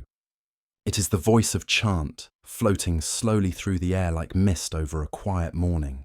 Gregorian chant, its rhythms measured yet fluid, carries no instruments, only human breath, and the resonance of devotion. Each note is deliberate, each pause intentional, forming a dialogue between the earthly and the divine. Here, sound is not merely heard, it is felt, as if the stones themselves remember the prayers embedded in their foundations. Gregorian chant was born in monastic silence, in communities devoted to contemplation and routine. Monks learned to intone psalms and hymns not for performance, but to align the spirit with the sacred rhythm of the day, morning, noon, evening. Each moment marked by sound that lifts the heart without haste. Chant is slow, even meditative, yet it carries a subtle complexity. Its melodies, simple at first, reveal intricate patterns to the attentive ear. Every ascending phrase suggests aspiration, every descent a return to humility. The music teaches patience, asking the listener to breathe, to dwell, to become present in the moment. In the Vatican, chant is woven into the fabric of liturgy. It is not decoration. It is the act of prayer itself, voiced collectively, yet in intimate connection with each participant. When the choir begins, a hush settles over the congregation. The air seems to thicken, each note creating a space that is at once private and communal. The chant carries forward texts of scripture, poetry, and devotion. The words, though ancient, find resonance across centuries, bridging the temporal distance between those who first spoke them and those who now listen. The structure of Gregorian chant is deceptively simple. It follows modes rather than the scales of later music, giving it a sound that is both familiar and otherworldly. There is no fixed rhythm, no metronome dictating the pace. Instead, the chant follows the natural flow of language and breath. This freedom allows the voice to shape itself around meaning, to respond to the nuances of text. A single syllable may be drawn out in long reverence or carried quickly to the next, each choice reflecting the emotional and spiritual weight of the words. In this way, chant becomes an intimate conversation with the sacred, inviting contemplation rather than distraction. Chant is also communal. In a choir, voices merge into a single sound, yet each retains its individuality. The effect is simultaneously grounding and elevating. The listener is reminded of the human element, that prayer is embodied, not abstract. Breath, effort, and focus are as much part of the music as the notes themselves. In this interweaving of individual and collective devotion, the chant mirrors the very structure of faith, a single soul part of a larger body, each contributing to the resonance of the whole. The Vatican's acoustics amplify this effect. In chapels and basilicas, sound bends and lingers, reverberating along vaulted ceilings and marble floors. A note held in one corner can be felt at the opposite end, as if the walls themselves participate in prayer. This lingering quality extends the meditation beyond the choir, enveloping the listener in a continuous, flowing presence. Time seems to stretch, and the act of listening becomes an immersion, a surrender to the rhythm of devotion. Historically, Gregorian chant has roots in the early medieval period. Though its exact origins are difficult to pinpoint, it evolved gradually, absorbing regional influences, codified by scholars and monks who sought both uniformity and beauty. Its preservation required dedication. Manuscripts were meticulously copied, annotations carefully recorded. Over centuries, the chant became a repository of memory, both musical and spiritual. Each generation of singers inherited not only notes and words, but a lineage of devotion, a continuity of faith expressed through sound. Yet chant is not only a preservation of tradition, it is a living practice. In the Vatican today, choirs continue to perform these melodies, training voices to sustain the purity of tone and clarity of text. Young singers learn to shape breath, control resonance, and understand phrasing in ways that honor centuries of practice. The act of singing becomes an education in patience and focus, a subtle discipline that shapes both mind and spirit. In this disciplined devotion, the chant embodies the rhythm of life itself, a steady heartbeat of continuity, reflection, and reverence. The effect on listeners can be profound. Even those unfamiliar with Latin or the text's precise meanings often feel the calm and order within the sound. Chant slows the heartbeat, draws the mind inward, and fosters a sense of connection to something larger than oneself. It demonstrates how sound can shape consciousness, how human breath, guided by intent and tradition, can transform a physical space into one of contemplation. In its simplicity, chant carries depth. In its repetition, it carries presence. In its silence between notes, it carries mystery. Walking through the chapels where these chants are performed, one notices the interplay of light, space, and sound. Sunlight filtering through stained glass illuminates ancient stone, casting patterns that shift with the day. The voice of chant rises and falls, intertwining with shadows, echoing off columns and arches. Each note is a brushstroke, painting an invisible picture of devotion. The effect is not merely aesthetic, it is meditative. Space, sound, and human intent converge, creating an atmosphere in which prayer and perception become inseparable. The power of Gregorian chant lies also in its timelessness. While musical styles and tastes change, the chant remains unchanged in essence. Its purpose is not to entertain, but to elevate. It reminds the listener of the enduring human desire to touch the sacred through sound, to express devotion through rhythm and melody. Each performance is a continuation of centuries of prayer, a chain of voices linking past, present, and future. In the stillness after a chant ends, the silence is as meaningful as the sound. It holds the resonance of what has been sung, allowing reflection to take root. The mind is invited to linger, the heart to absorb the rhythm, the spirit to rest in continuity. In this silence, the echoes of countless prayers seem to merge into one, a gentle, persistent testament to faith expressed through voice. Gregorian chant in the Vatican is more than music. It is a practice of mindfulness, a bridge between centuries, a vehicle for devotion. Each note is both fleeting and eternal, a reminder that prayer can take many forms, and that even the simplest human actions, breath, voice, attention, can carry profound spiritual significance. As one listens, the boundaries between time and space blur, leaving only the continuous thread of devotion. And so, as the final notes fade and the echo dissolves into quiet stone, one is left with the subtle insight that sound itself can be sacred. The chant teaches us patience, humility, and presence. It reminds us that prayer is not always loud or demonstrative, but often a quiet, sustained offering of attention. In the eternal choir of the Vatican, each voice matters, each breath contributes, and each silence carries meaning beyond words. Even as we step away from the chapels, the chant lingers in memory, a gentle reminder of the human capacity to create beauty that bridges the temporal and the divine. And in that lingering presence, a question remains softly in the air. Can a single note, sustained in devotion, connect the listener not only to history, but to eternity itself? Chapter 15. The Language of the Holy See. In the quiet corridors of the Vatican, a language endures. Latin, precise, measured, and seemingly immutable, floats above the murmurs of visitors, scholars, and pilgrims. It is not merely a tool for communication. It is the vessel of memory, a bridge between centuries. Every word carries weight, not only in meaning but in history, echoing decisions, prayers, and teachings that shape the Church and, in many ways, the world. Latin was never just a spoken language. It became the language of law, of governance, and of ritual.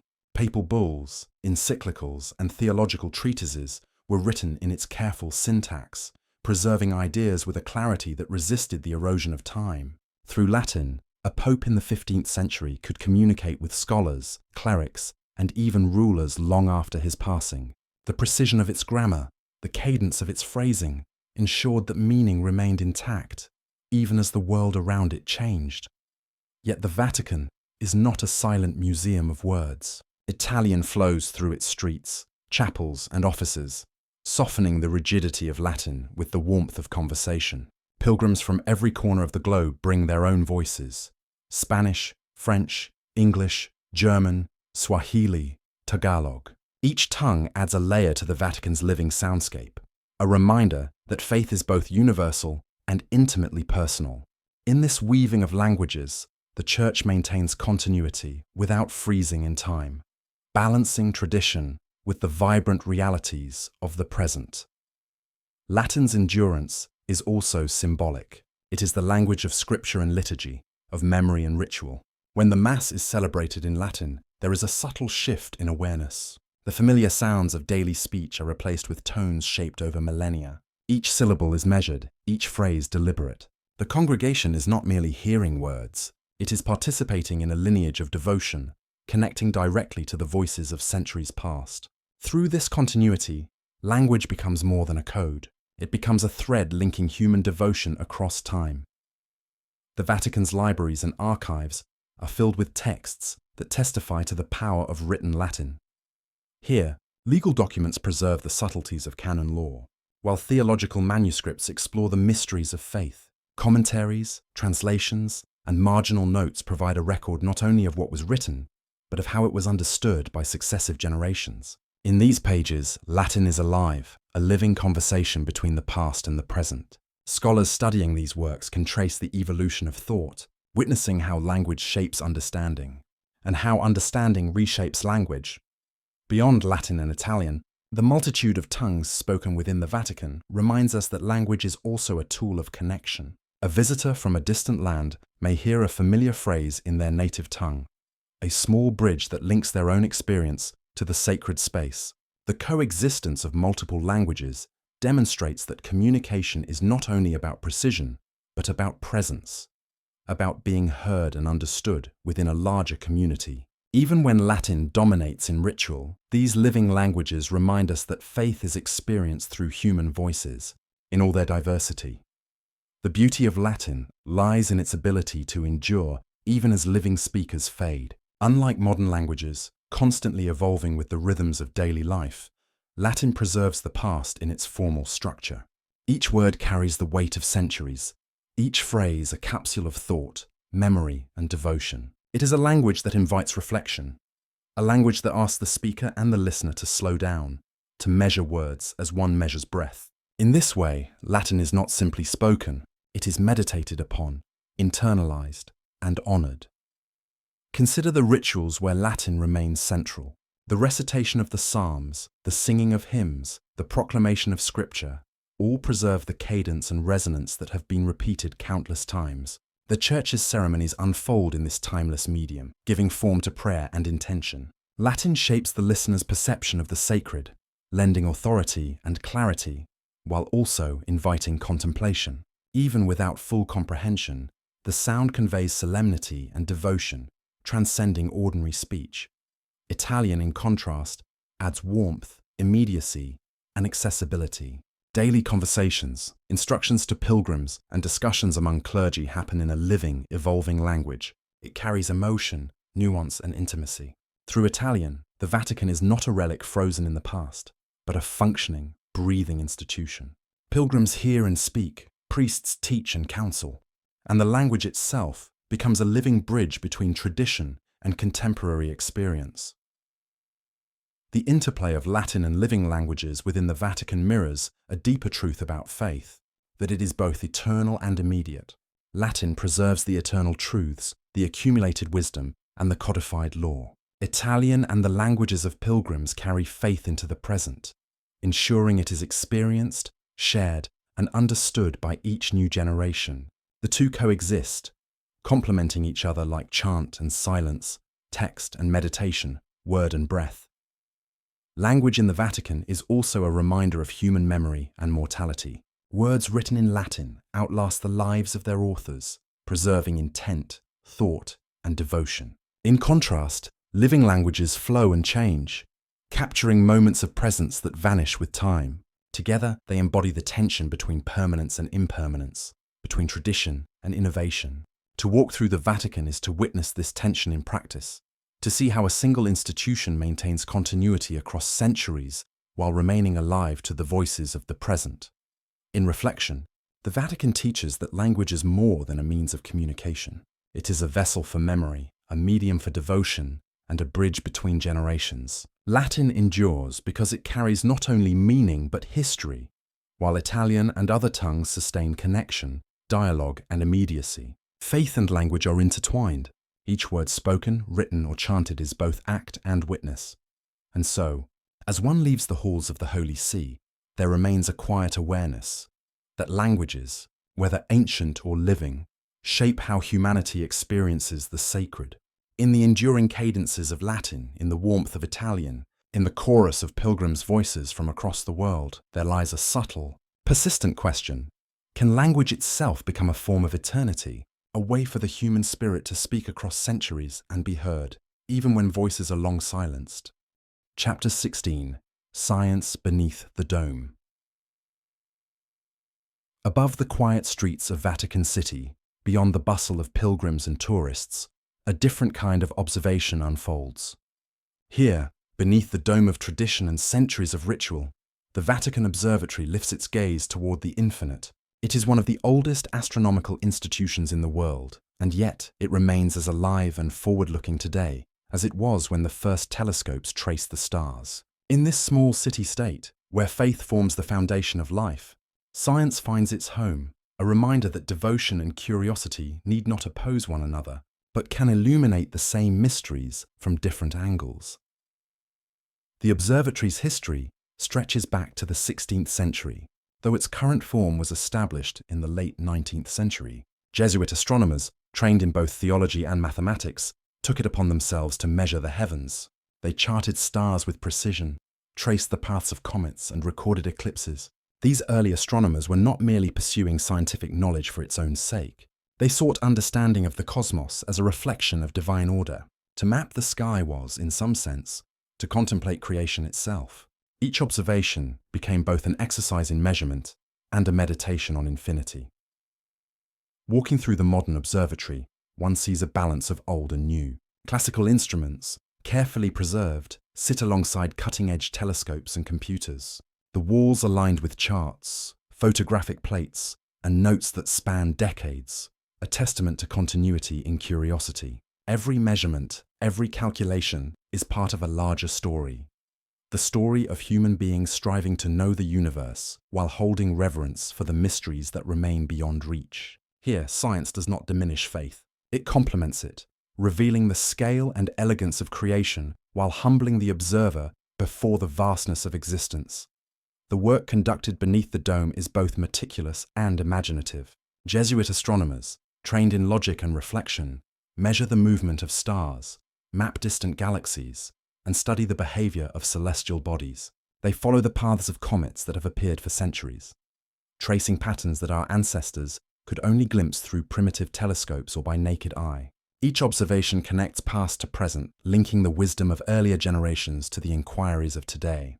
It is an unbroken dialogue between time and space, between curiosity and devotion. Beyond measurements and charts, the observatory represents a philosophical question. How can the same sky accommodate both faith and reason? For centuries, these domains were often cast as opposed, yet here, in the smallest independent state in the world, they coexist harmoniously. Faith provides context and purpose, guiding ethical reflection and understanding of the universe's origin. Science provides precision and insight, revealing mechanisms and patterns. Together, they allow a fuller appreciation of the cosmos, a recognition that wonder and rigor are not enemies, but companions in the search for truth. The stars observed from the Vatican tell stories both familiar and unknown. Some are ancient lights, traveling for thousands of years before reaching Earth. Others are newly discovered, their existence only recently acknowledged by human instruments. Astronomers chart the heavens, noting brightness, movement, and position, creating a map that is both practical and contemplative. Each chart becomes a meditation, a careful record of what we can know and a reminder of what remains beyond comprehension. In observing the infinite, humanity confronts both its limits and its longing for understanding.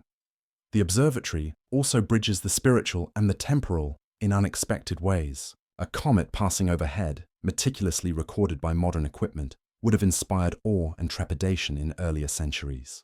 Today, the same celestial visitor prompts reflection on continuity and change. Observing planetary motion, tracking galaxies, or recording variable stars becomes an exercise in humility, a recognition that the universe operates according to laws both comprehensible and mysterious. The Vatican's commitment to this pursuit speaks to a broader belief that knowledge of the cosmos is not a threat to faith, but a way to honor the Creator's work. Within these walls, generations of Jesuits have devoted themselves to both calculation and contemplation. Their work demonstrates that scientific pursuit is itself a form of devotion. Measuring the heavens requires patience, discipline, and care, qualities equally necessary in prayer and meditation. Each night spent at the telescope, each page of notes carefully annotated, is a quiet act of reverence. And as technology evolves, these scholars continue to refine their observations, expanding the range of human vision while remaining grounded in centuries of tradition. The observatory's modern projects are as ambitious as its historical work. Telescopes probe distant galaxies, searching for supernovae and the formation of stars. Astronomers study exoplanets, considering whether other worlds might harbor life. These inquiries echo the same curiosity that motivated earlier scholars, but employ tools their predecessors could scarcely imagine. And yet, the intent remains familiar: to understand the universe while recognizing the limits of human knowledge. Every discovery evokes awe, a sense that the more we learn, the more we perceive the vastness beyond our reach.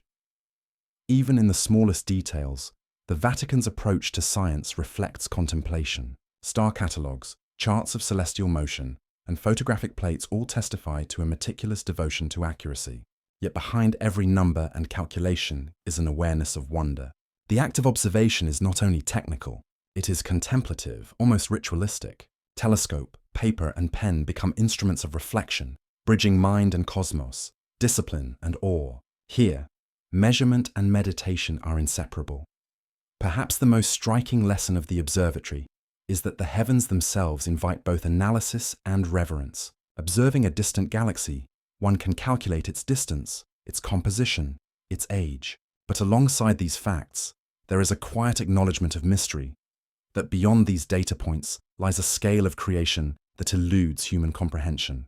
The sky reminds us that faith and science are complementary ways of engaging with the unknown. One seeks to know, the other to wonder. Together, they expand both understanding and humility. The Vatican Observatory also serves as a reminder of continuity. Astronomers of centuries past and present share a common purpose. A comet charted in the 16th century may still be observed today, its path traced with more refined instruments, but the same sense of awe. The universe becomes a thread linking generations, each scholar contributing to a lineage of inquiry and devotion. In this way, science becomes a spiritual practice, a disciplined attention to the world while acknowledging its mystery. Walking away from the dome, one is left with a profound sense of perspective. Within the smallest state on Earth, humans look outward to infinity. Instruments measure light years, yet the act of measurement is an act of reflection. The sky, in all its complexity, is both material and spiritual. It is a map, a puzzle, and a mirror of human aspiration. In the Vatican Observatory, faith and science do not compete. They coexist, revealing that devotion need not fear inquiry, and inquiry need not be devoid of wonder. And so, beneath the dome, a quiet question persists. In charting the stars, in measuring the heavens, are we only observing the universe? Or are we also tracing the contours of our own longing? A longing to understand, to connect and to glimpse, however briefly, the infinite. Chapter 17. Pilgrims at the Gates. Each year, millions of pilgrims arrive at St. Peter's Square, converging from distant lands across languages, borders, and time zones. They come on foot, by plane, by bus, often carrying more than just luggage. In their hands are letters of prayer, tokens of remembrance, or small personal relics. In their hearts, hopes and burdens that weigh differently on each traveller. The gates of the Vatican are more than stone and iron. They are thresholds where the temporal meets the eternal, where the world outside pauses and the sacred begins. Pilgrimage is as old as faith itself, a practice found in almost every spiritual tradition. To move toward a sacred centre is to move inward, toward reflection, repentance, or renewal. At St. Peter's, the act of walking through the piazza becomes both literal and metaphorical. Steps taken in the sun, amid the chatter and laughter of thousands, are also steps inward, toward memory, toward desire, toward the quiet contemplation of one's own place in the vast story of humanity. The square itself is designed to receive them. Bernini's colonnades stretch outward, embracing arrivals with open arms, as if to say that the journey, however long or difficult, has meaning. Pilgrims are funneled through this monumental embrace, each step measured against the vastness of the columns and the scale of the basilica. Here, architecture is more than art. It is guidance, a silent conversation between stone and spirit. Even before entering the church, the eyes are lifted, the heart is stirred, and the soul begins its own subtle ascent.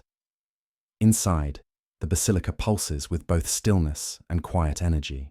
Candles flicker in niches, illuminating faces that bend in prayer. The air smells faintly of incense, a scent that carries centuries of devotion. Pilgrims pause at altars and statues, trace their fingers over marble, and kneel with heads bowed. Each gesture is a small repetition of a timeless rhythm, the rhythm of human longing meeting the divine. It is here that the Vatican transforms from an institution into a living heartbeat, carried not only by rituals or clergy, but by the steady flow of those who journey here seeking connection. Pilgrimage is often about intention more than distance. Some arrive after decades of planning, others come spontaneously, driven by an unexplainable call. Some carry grief, others joy, and many carry a mixture of both. In this convergence, the square becomes a tapestry of human experience. A quiet symphony of prayers whispered into the wind, letters laid upon altars, and eyes lifted toward frescoed ceilings. Each individual story joins a collective rhythm, a reminder that faith is both personal and shared. The physical act of pilgrimage mirrors the inner journey. Long walks through unfamiliar streets, hours of standing in lines, the fatigue of travel, all are part of a process of surrender. By moving through space deliberately, pilgrims shed a little of what weighs them down. Their steps echo the journeys of countless generations who have moved towards centers of devotion, seeking clarity, forgiveness, or inspiration. Every footfall is a meditation, every pause a reflection, every sigh a silent acknowledgement of human frailty and resilience. Pilgrims do not come only for ceremony or spectacle. They come to witness, to participate, and to be changed. Within the basilica, they see the art of centuries, mosaics, frescoes, sculptures, and relics that have witnessed history and devotion alike. Each object, each image, becomes a mirror, reflecting not only divine narratives, but the human desire to preserve and remember. Walking beneath the dome of St. Peter's, pilgrims encounter stories of saints, martyrs, and visionaries, all reminders that faith has been carried forward by those who, like them, journeyed through life with devotion as compass. The communal aspect of pilgrimage is as profound as the personal. Standing in a crowd, surrounded by voices of many tongues, pilgrims feel both small and part of something greater. Prayer is often silent, yet it resonates through shared attention, through synchronized gestures of reverence, and through the awareness that thousands have stood in the same place before them. In these moments, the Vatican is less a city-state and more a living organism, pulsing with devotion and human longing. Pilgrimage also carries an element of liminality, the space between departure and arrival, between the ordinary and the sacred. As travelers approach the gates, their minds shift from mundane concerns to contemplation. Once inside, the physical boundaries of the Vatican serve as a symbolic passage from the everyday to the extraordinary. Rituals, chants, and architecture all guide this transition. Time itself seems to stretch, slowing enough for reflection, enough for a deep encounter with both tradition and the self. Children, elders, and those in quiet despair share this sacred rhythm. Some walk with hands tightly clasped, others kneel immediately upon entry. Pilgrims gaze upward at ceilings painted by masters, tracing biblical narratives and celestial visions. These artistic testimonies become touchstones for prayer, meditation, and awe. Each gesture of devotion, whether whispered, sung, or silent, adds to the continuum of human seeking that has defined this place for centuries. Even outside formal liturgies, the presence of pilgrims transforms the space. St. Peter's Square becomes a living tableau of humanity in motion, a meditation enacted through movement, posture, and attention. The quiet sigh of relief after a long journey, the soft murmur of prayer shared among strangers, the attentive gaze lifted toward altar or statue. These are expressions of devotion as old as the Church itself, repeated endlessly yet unique in each instance. In observing pilgrims, one recognizes that the journey is as sacred as the destination. The roads leading to Vatican City, the worn streets of Rome, the bridges over the Tiber, all become part of a spiritual geography. Pilgrims walk not only across land, but across layers of time, memory, and belief. Each arrival at the gates is an intersection of history and present intention, of personal hope and collective faith. And so, as the sun sets over the square and shadows stretch across marble, the gates stand silently, witnesses to millions of lives and countless prayers. Pilgrims depart carrying new insights, solace, or inspiration. Yet the space remains alive, shaped not only by ritual and architecture, but by the steady flow of human devotion. Each return, each fresh arrival, continues the cycle, a reminder that the Vatican is more than a political or religious center. It is a living heartbeat, sustained by those who journey toward it in faith and reflection. In the end, pilgrimage is a reminder that devotion is movement, of body, mind, and spirit. Even as the gates close at night, the echoes of steps, whispers, and prayers linger, an invisible rhythm that connects past, present, and future. The Vatican, in welcoming pilgrims from every corner of the world, becomes a mirror of humanity's perpetual striving toward understanding, toward grace, and toward a quiet encounter with the sacred. And perhaps the most enduring question is this: in the movement of pilgrims across stone and history, do we find only our devotion to the divine? Or do we also discover the contours of our own hearts, tracing the journey of faith as it unfolds within us all? Chapter 18. Symbols in Stone and Glass. Walking through the Vatican, one is immediately struck by the weight and presence of symbols. Statues of saints stand in niches, their expressions carved with care, their gestures frozen in eternal supplication. Angels gaze down from mosaics, their wings stretched across ceilings and arches, catching the light of unseen sources. Stained glass casts shards of color across marble floors, refracting the sun into patterns that shift as the day moves. This is a place where faith is not only spoken or read, but seen, felt, and absorbed through the senses. Symbols have always been at the heart of religious life. In the Vatican, they are more than decorative. They are guides, teaching tools, and vessels of memory. A statue of St. Peter gripping the keys to heaven is not merely a likeness. It embodies authority, stewardship, and the connection between the earthly and the divine. The mosaics depicting biblical scenes do more than illustrate stories. They compress complex narratives, theology, and morality into a single image. Every curve of stone, every colored tile, every line of glass has been chosen with intention, conveying lessons to those who pause long enough to see them. Beauty itself becomes a form of scripture. Unlike written words, it does not require literacy, yet it speaks to understanding.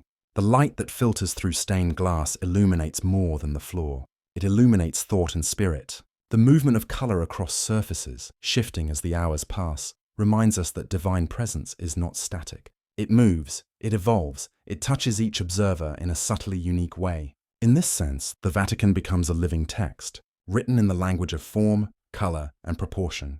Mosaics, particularly those that cover ceilings and domes, compress centuries of thought and devotion into patterns that can be read like a hymn.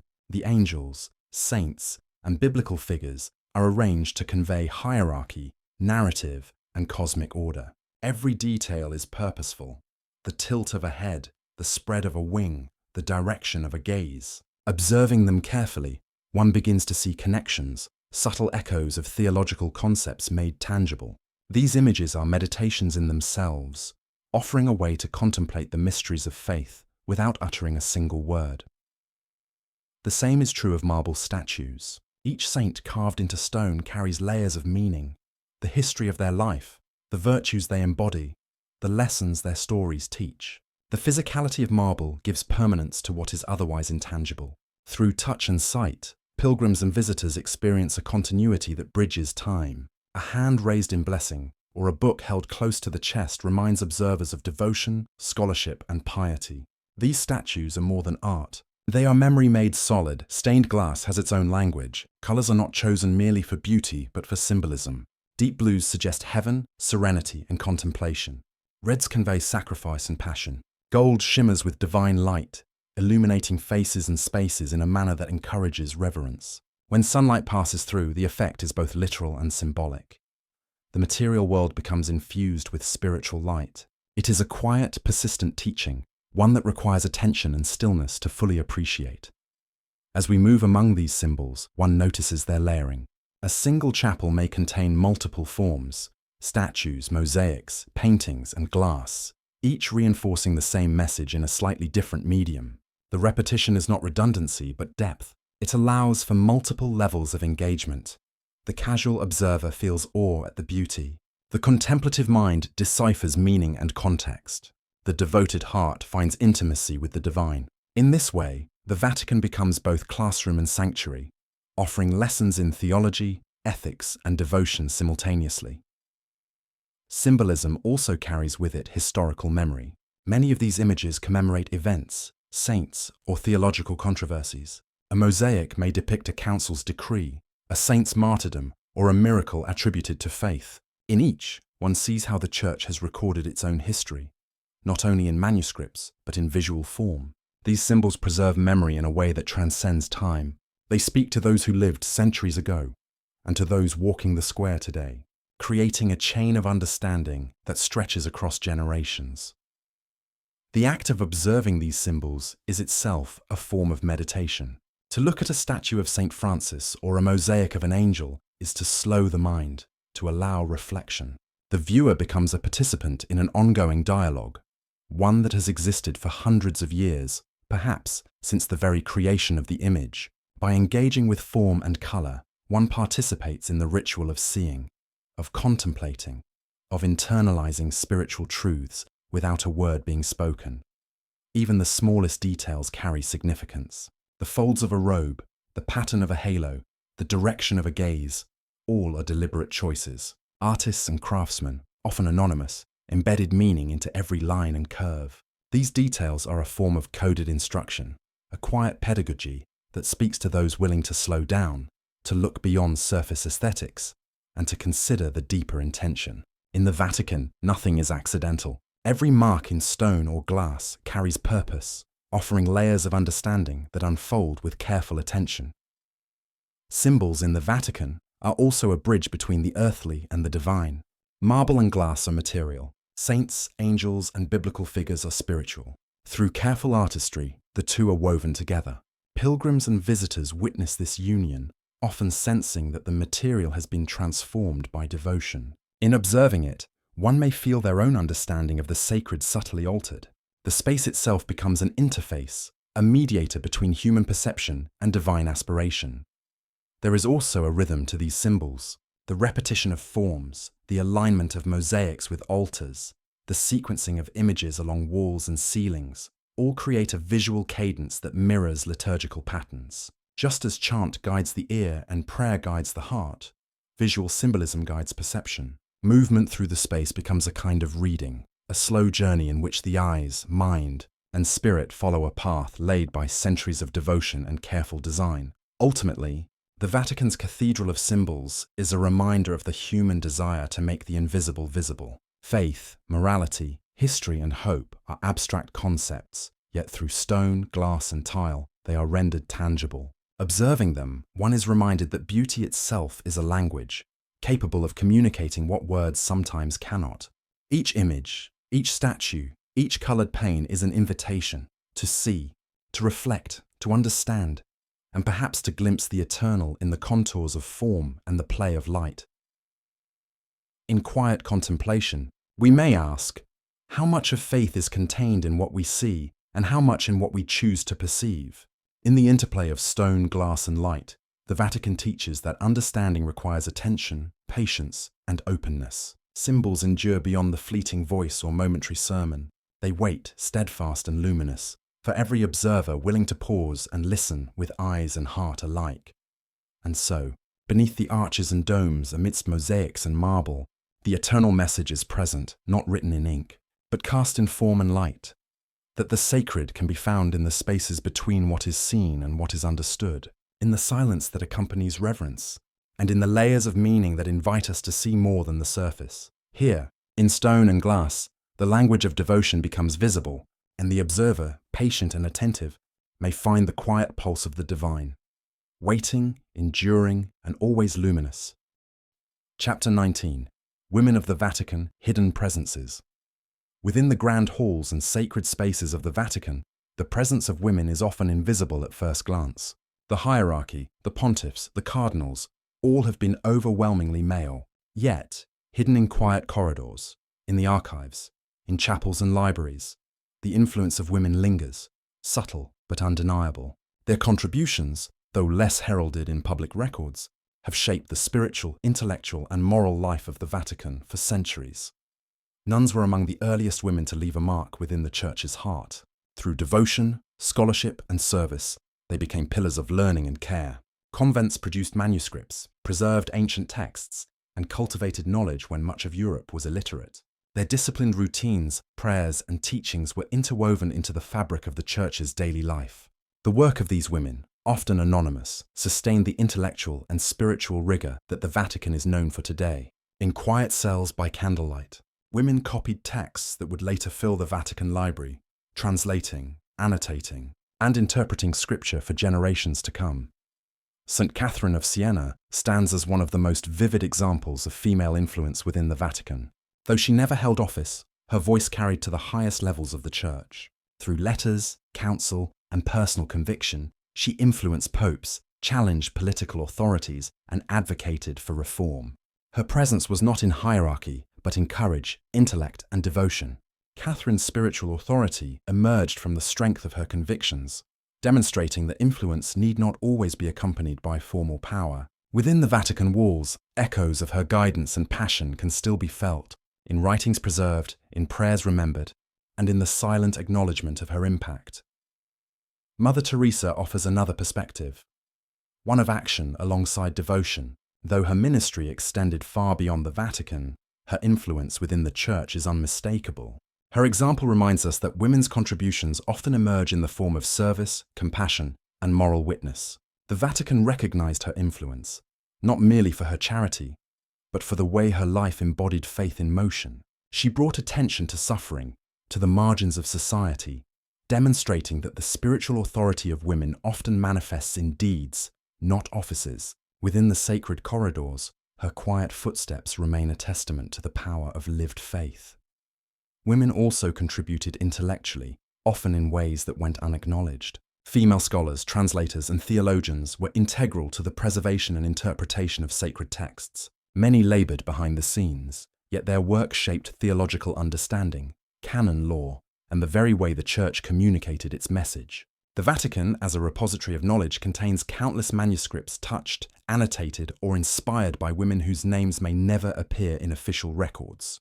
Their intellect, interwoven with devotion, has left an imprint that is enduring, subtle, yet profound. The Vatican's art and iconography, too, bear witness to women. Saints, martyrs, and holy figures populate the walls and ceilings, their lives immortalized in mosaics, frescoes, and sculptures. Each image tells a story of courage, wisdom, or piety, offering lessons in virtue and spiritual resilience. Women are portrayed as intercessors, teachers, and symbols of devotion, reminding viewers that spiritual authority is not confined to the male hierarchy. These images, often studied quietly by pilgrims and scholars alike, communicate lessons of faith and perseverance, passing on the wisdom of women across centuries.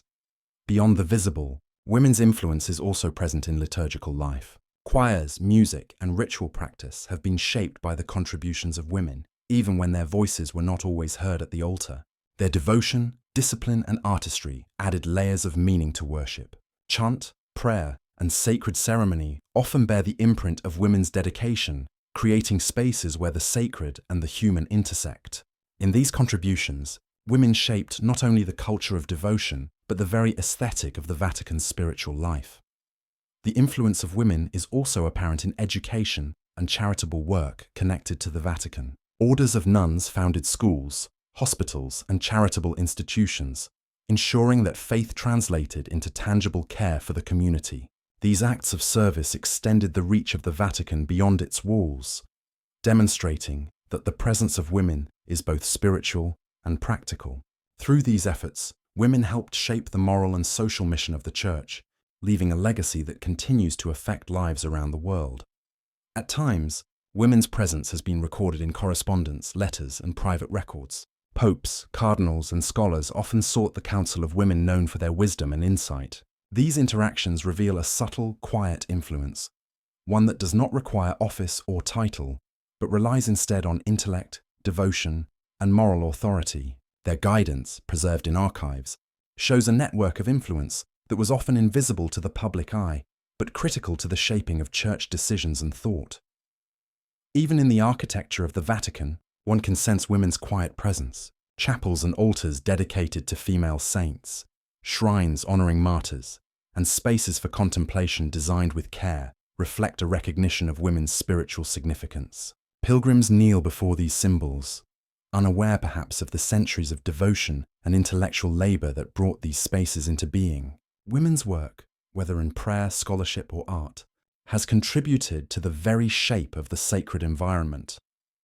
Reflection upon these hidden presences invites a broader meditation on power and influence. The Vatican's structure is overtly male, yet women demonstrate that authority can manifest in multiple forms, through counsel, scholarship, devotion, creativity, and moral witness. Influence need not be formal to be transformative.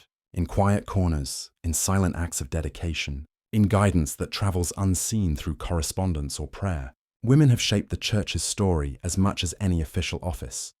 Their legacy also challenges the observer to consider the ways history records significance. How much of what we value is made visible in formal records, and how much is embedded in subtle, persistent acts of care, study, and devotion. The work of women in the Vatican, often hidden, underscores the layered nature of influence. It reminds us that history is not only the chronicle of leaders and rulers, but also of those whose contributions are recorded in the textures of culture, faith, and knowledge. Today, as pilgrims and scholars move through the Vatican, women continue to contribute as curators, historians, educators, and devotees. Their presence may not dominate the hierarchy, but it remains vital, shaping how the sacred spaces are experienced and understood. From the silent echo of a nun's chant to the enduring inspiration of a saint's life, the imprint of women is woven into the spiritual and intellectual fabric of the Vatican. In contemplating these hidden presences, we are reminded that faith and influence take many forms. The visible hierarchy is but one layer of power. The quiet labor, intellect, and devotion of women form another, equally essential. Their stories invite reflection on the nature of contribution and legacy, and on the ways in which the sacred is nurtured, not only through authority, but through care, study, and prayer.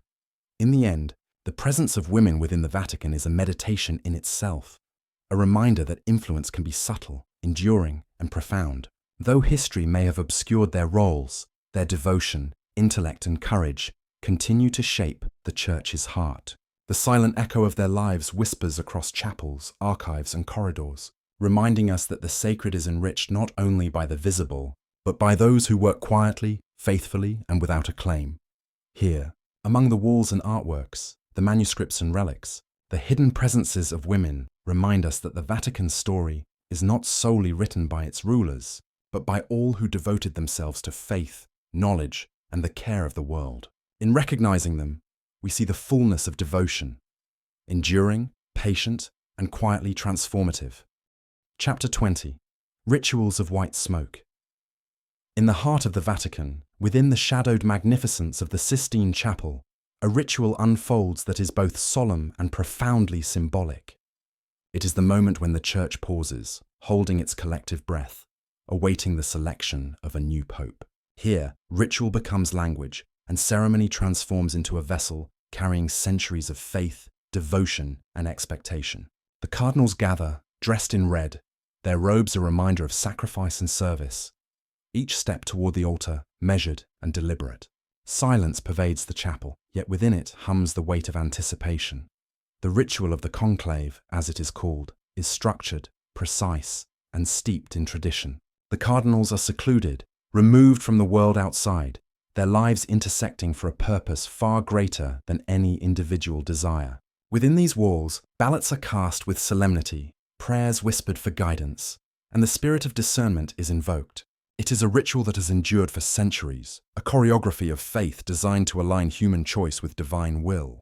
Each gesture, each moment of silence, is deliberate, a quiet testimony to the Church's reverence for the transition that lies ahead.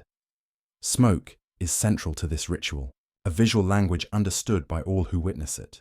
Black smoke signals indecision, a decision yet unmade, while white smoke announces agreement, the emergence of a new spiritual leader. From the chimney above the Sistine Chapel, these clouds rise, carrying news across the piazza and beyond. The smoke is more than communication.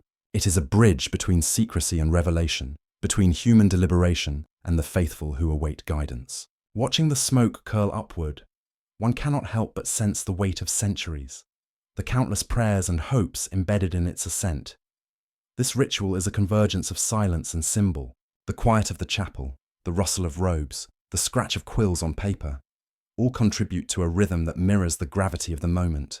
Time itself seems to stretch, allowing each participant to reflect on the responsibility borne in that space. Every ballot cast, every decision considered, is both human and spiritual, an act that acknowledges the fragility of mortal judgment alongside the hope for divine guidance. The ritual holds tension and release, uncertainty and revelation within a framework of calm ceremony. The white smoke, when it finally appears, carries a profound resonance. It is not merely a signal, it is the culmination of prayers, discernment, and centuries of tradition.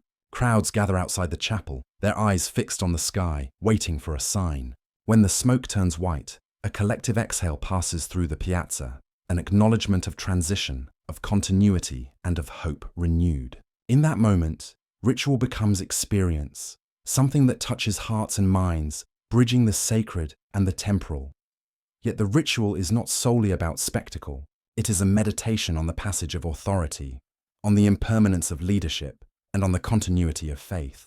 Each conclave is a reminder that the Church endures beyond any individual, guided by principles and traditions that have been refined over centuries. The meticulous care with which the ritual is observed reflects a profound awareness of responsibility, not only to the present moment, but to the generations that follow. In the repetition of gestures and symbols, one finds a quiet acknowledgement of mortality, devotion, and collective memory. The process is also deeply communal, though cloaked in privacy. Cardinals engage in conversation, prayer, and discernment together, sharing insight while respecting the solemnity of decision. Each voice, each prayer, is part of a tapestry that supports the ritual's integrity. Even in isolation from the wider world, the conclave remains a shared experience, a spiritual dialogue conducted in silence and symbol. The careful balance between secrecy and transparency, deliberation and revelation, ensures that the election is both sacred and meaningful. Beyond the mechanics of the ritual, there is a subtle rhythm to its unfolding. The repeated casting of ballots, the pause to observe smoke, the interweaving of prayer and reflection, all create a cadence that mirrors the cycles of faith itself. Life and leadership move forward in stages, marked by ceremony, reflection, and ritualized acknowledgement. Through the white smoke, the Church communicates not only the selection of a new pope, but the enduring rhythm of devotion, continuity, and spiritual guidance. In contemplating the ritual, one is invited to consider the deeper function of ceremony in human life. Rituals of transition, whether sacred or secular, provide structure to moments of uncertainty, offering meaning in times of waiting. The conclave demonstrates how silence, symbol, and deliberate action can transform decision-making into something more than a process, into a meditation on responsibility, trust, and faith. Through ritual, the Church holds time, suspends expectation, and allows the sacred to speak in subtle, profound ways. The white smoke, drifting upward against the Roman sky, becomes a symbol of connection. It links the private deliberations within the Sistine Chapel to the millions of faithful beyond its walls. It speaks of continuity, of shared belief, and of hope renewed with each new beginning. In the quiet that follows, in the sighs of the crowd, one feels the resonance of centuries, of rituals performed with care, of transitions marked with reverence, and of faith expressed not in words alone but in gesture, symbol, and patience. As the conclave concludes, the ritual leaves a lingering reflection. The Church moves forward, guided by discernment, tradition, and prayer.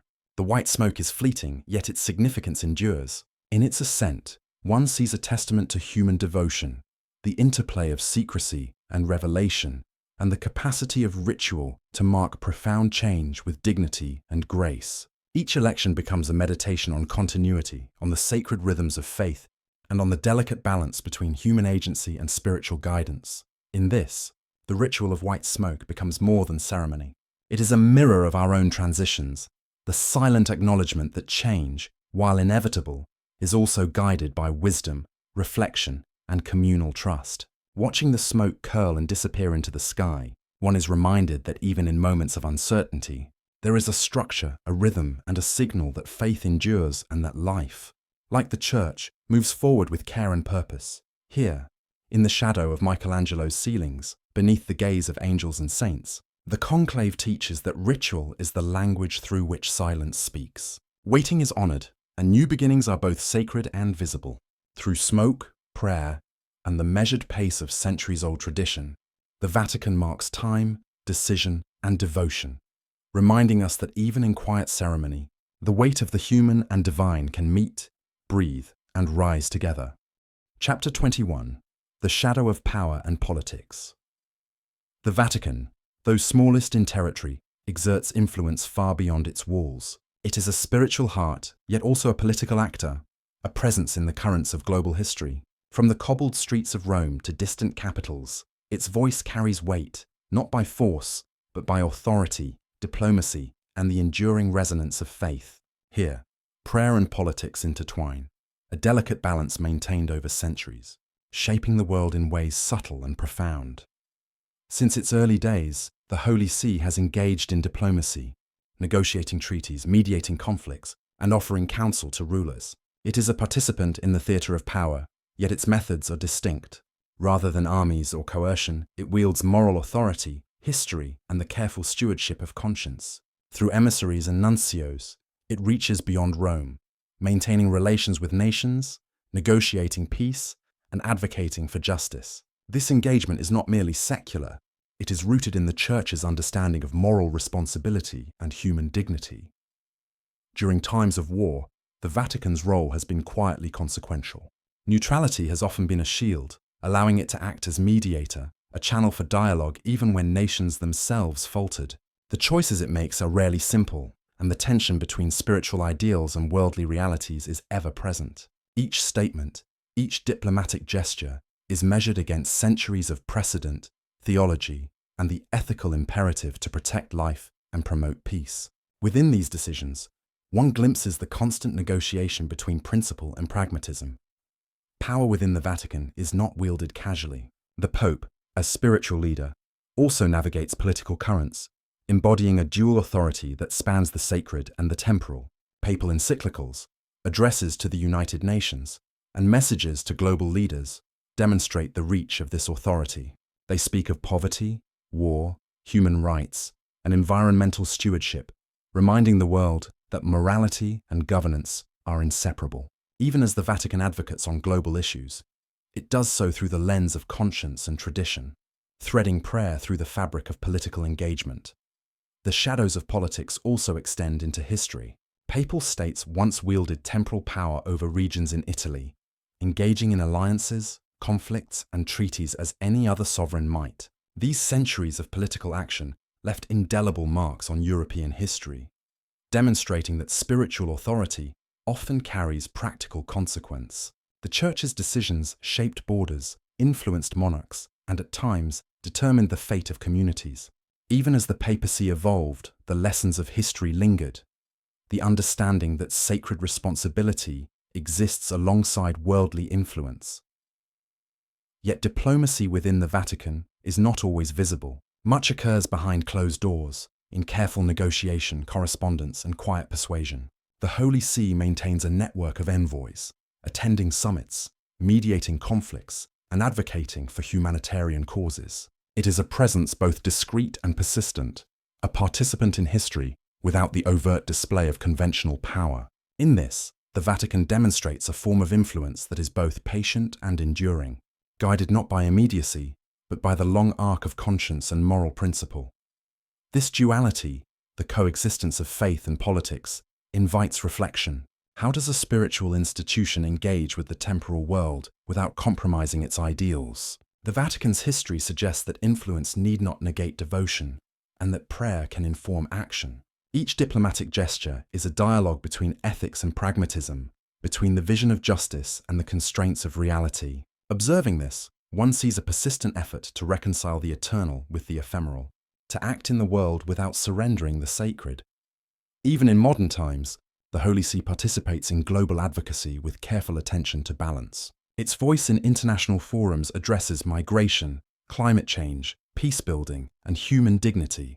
It appeals not through coercion, but through appeal to conscience, encouraging dialogue where silence might otherwise prevail. In doing so, it remains a moral actor in the world stage, reminding leaders and citizens alike that decisions are not solely political, but human and ethical in nature. The Vatican's engagement is also profoundly symbolic. The act of mediation, the signing of treaties, and even subtle encouragement of dialogue carry meaning beyond immediate consequence. They signal continuity, responsibility, and a commitment to principles rooted in centuries of theological and moral reflection. Power here is not the pursuit of dominance, but the stewardship of influence, the careful application of authority to serve ideals larger than the self. History has tested this balance repeatedly. In moments of crisis, the Vatican has faced choices where moral clarity and political expediency diverged. Decisions taken in these times reveal the tension inherent in its dual role. Sometimes misjudgments occurred, shadows fell, and critics arose. Yet, over centuries, the institution has maintained a remarkable resilience, adapting its approach while preserving its spiritual core. This tension, between light and shadow, principle and pragmatism, is a defining feature of its story. The interplay between prayer and politics also demonstrates the human dimension of leadership. Popes, cardinals, and diplomats are individuals navigating ethical landscapes, constrained by history, circumstance, and conscience. Their decisions, while guided by tradition, are shaped by the immediate challenges of the world. In the corridors of the Vatican, strategy and reflection coexist, and the pursuit of peace is inseparable from the discipline of prayer. One begins to understand power not as domination, but as the careful tending of influence, an art informed by moral vision and humility. In observing the Vatican's role in the world, one sees the delicate calibration of authority. Every statement, every intervention is a negotiation of values, an effort to harmonize spiritual ideals with worldly complexity. It is a reminder that sacred institutions operate not in isolation, but in dialogue with history, culture, and human aspiration. Influence is measured not only by immediate outcomes, but by the capacity to inspire ethical reflection, guide conscience, and shape the moral imagination of communities across time. Ultimately, the shadow of power and politics is inseparable from the Church's spiritual mission. Its diplomacy, advocacy, and engagement are extensions of its ethical framework, reflections of a faith that understands the world's imperfection yet seeks transformation. In this duality, one sees both the challenge and the beauty of leadership grounded in moral principle, a reminder that the exercise of influence can be an act of devotion. And so, the Vatican continues its quiet work within the currents of history, prayer guiding diplomacy, conscience shaping action. It is a presence both spiritual and temporal, navigating the complexities of human society with care and reflection. The shadow of power is ever present, yet it moves in tandem with ideals that have endured for centuries, demonstrating that even in the corridors of influence, the sacred can remain at the heart of decisions that touch the world. Here, one is invited to reflect. How do sacred institutions reconcile moral responsibility with worldly influence? How does faith shape action in the arena of power? In these questions, the Vatican stands as both participant and witness, teaching that authority, like devotion, is exercised with care, discernment, and an awareness of the weight it carries across time and history. Chapter 22. The Pope as pilgrim of the world. The Pope, seated upon a throne in the heart of the Vatican, carries a responsibility that extends far beyond city walls. Yet, paradoxically, it is in leaving the familiar corridors and chapels that the papacy reveals one of its most profound expressions, as a pilgrim journeying into the wider world. From the quiet streets of Rome to bustling cities across continents, popes have walked among humanity, embodying a faith that is not static, but mobile, responsive, and attentive to the lives of others.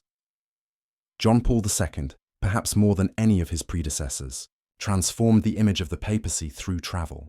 Over his long pontificate, he visited more than 120 countries, moving not only through geography, but across cultures, languages, and histories.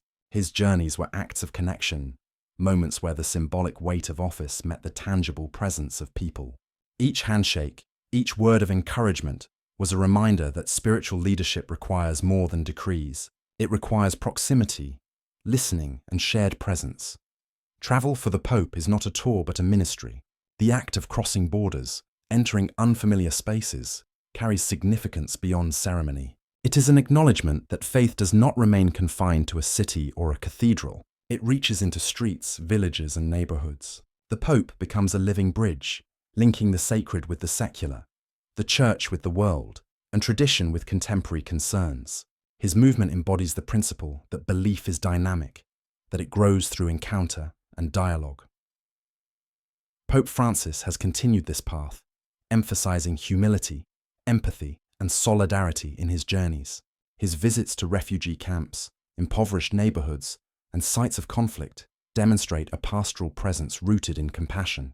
Each step taken beyond Vatican walls is also a symbolic gesture, a pilgrimage of attention, a walking affirmation that the Church exists not only to govern but to accompany. In this, travel becomes a form of witness, illustrating that leadership is inseparable from movement, and authority is most visible when it is shared in proximity. The Pope's pilgrimage is also a meditation on time and memory. Cities change, landscapes shift, and yet the act of presence marks history. Encounters with local communities, dialogues with leaders, and participation in cultural rituals leave traces not only on the world, but on the papacy itself. These journeys become chapters in a living record, chronicling how faith intersects with humanity's everyday rhythms. Maps may record routes and destinations, but the deeper significance lies in the intangible. The prayers exchanged, the gestures witnessed, the lives quietly touched. Every journey is layered with symbolism.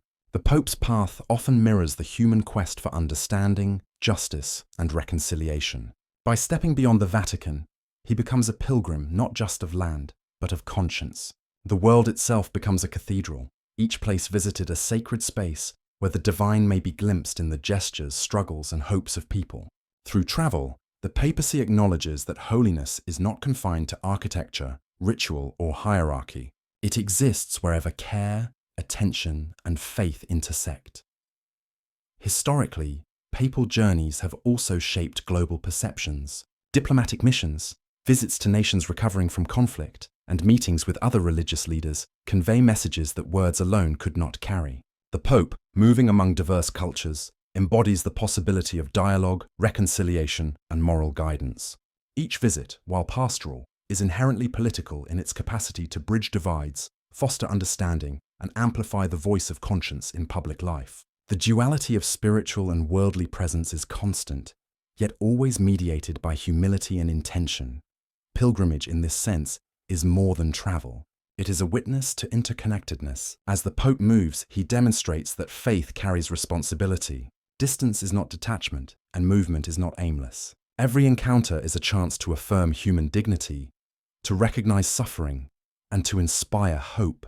In stepping outside the familiar, the Pope models a form of spiritual leadership rooted in empathy, one that responds to the needs of people rather than the comforts of protocol. The rituals accompanying these journeys are subtle yet meaningful. Masses in open squares, blessings from balconies, and gestures of solidarity convey messages of care and presence. Pilgrimage transforms the familiar into the extraordinary, turning streets into sanctuaries and crowds into congregations. Even in moments of simplicity, a quiet visit to a hospital, a handshake with a child, a shared meal with those in need, The papacy reveals its capacity to embody the divine through attentive action. Reflection accompanies every step. In moving through the world, popes confront the vastness of human experience. Joy and suffering, faith and doubt, hope and despair. Travel becomes a contemplative practice, a way of listening to the world as one listens in prayer. The Pope carries not only the authority of his office, but the attentiveness of a pilgrim, attuning himself to the rhythms and needs of those he serves. In this, movement is both practical and mystical, connecting the sacred with the ordinary in ways that are quiet but enduring. The itinerancy of the Pope also invites the faithful to reconsider their own understanding of devotion. Faith, as witnessed through these journeys, is not passive. It is expressed through engagement, encounter, and the willingness to traverse distances, physical, cultural, and emotional. Pilgrimage becomes a metaphor for life itself, movement toward understanding, presence in the face of need, and openness to transformation. The Vatican, though a fixed and enduring center, is revealed as a hub from which spiritual journeys radiate outward into the wider world. One begins to recognize that the Pope's mobility is not only symbolic but profoundly relational. Each interaction, each visit, leaves an impression that transcends geography. In listening, blessing, or simply being present, the pontiff participates in the quiet shaping of communities, offering not instruction alone, but witness. The human and the divine meet in these travels, reminding observers that leadership grounded in humility can reach across borders, cultures, and circumstances, shaping hearts as well as institutions. Ultimately, the Pope as pilgrim embodies the tension between rootedness and movement. He is both the center of an ancient tradition and a traveler responding to the world's ever-changing needs. The papacy is defined not only by continuity and ritual, but by the courage to leave the familiar, to carry faith into new spaces, and to listen deeply to the voices of humanity. In this duality, the office becomes a living bridge between history and the present, between the sacred and the worldly, between devotion and action. And so, when the Pope steps onto a distant square or walks through a quiet village, the faithful witness more than ceremonial presence. They see a pilgrimage of the heart, a testament that faith moves, that holiness is not fixed, and that the world itself may be approached with humility, attention, and care. It is a reminder that spiritual leadership, at its best, is inseparable from the act of journeying, that to shepherd is to move, to witness, and to touch lives far beyond the walls from which one begins. As we reflect on these journeys, we are left with a quiet question. If faith travels, how might each of us become pilgrims in our own lives, moving through the world with awareness, compassion, and the courage to carry devotion into the spaces we inhabit? Chapter 23. Forgotten Gospels and Lost Voices. Within the silent chambers of the Vatican's archives, among manuscripts of law, theology, and philosophy, lie texts that rarely see the light of day. They are Gospels once read, discussed, and sometimes condemned. They bear names familiar and strange: Thomas, Mary, Judas, and others, fragments of a Christianity that might have been parallel paths of thought, devotion, and doubt. These writings, preserved on fragile parchment, offer glimpses of voices nearly lost, whispers of questions that the canon would not embrace. The Gospel of Thomas, for example, is not a story of the life of Jesus in the way Matthew, Mark, Luke, or John narrate. It is a collection of sayings, brief, sharp, and enigmatic. Each aphorism invites reflection, a meditation on the divine that is immediate and personal. Scholars have long debated whether Thomas reflects a more mystical approach, one where enlightenment is found in recognition rather than in narrative sequence. Here, in these pages, early Christians wrestled with meaning, exploring what it might mean to encounter God not just through acts, but through insight, understanding, and inner awakening. Then there is the Gospel of Mary, sometimes called Mary Magdalene's Gospel. Its fragments suggest dialogue and authority, a voice asserting insight and leadership within the early community. It presents a world where women were not only participants, but bearers of understanding. Reading it softly, one can sense the tension between inclusion and suppression, between acknowledgement and omission. How many voices like hers were silenced or sidelined?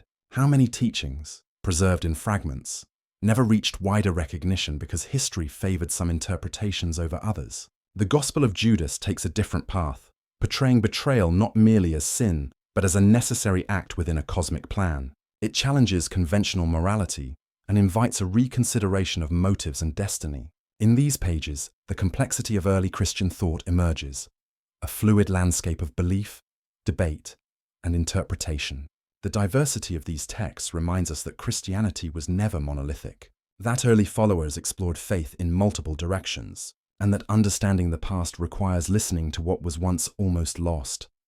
Preservation itself becomes a kind of miracle. Each manuscript carries scars of time, fading ink, brittle edges, annotations in marginalia, the faint scent of age. The very act of safeguarding these texts demonstrates a respect for memory, a recognition that even suppressed voices have value.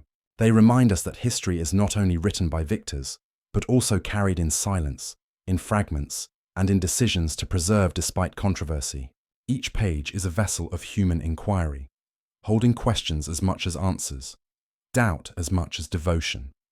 The Vatican, in keeping these texts, maintains a paradox. On one hand, they are outside the official canon, their authority never formally recognized. On the other, they exist precisely because someone deemed them worthy of survival. This duality mirrors the tension in early Christianity itself, between orthodoxy and heresy, inclusion and exclusion, teaching and silence. Reading these Gospels, one senses both intimacy and distance. They speak as if across centuries, offering fragments of thought, lines of dialogue, and glimpses of belief that almost vanished. To read these texts softly is to encounter a kind of reverent curiosity. The Gospel of Thomas asks, "Whoever finds the meaning of these sayings will not taste death." It is an invitation to reflection rather than a directive.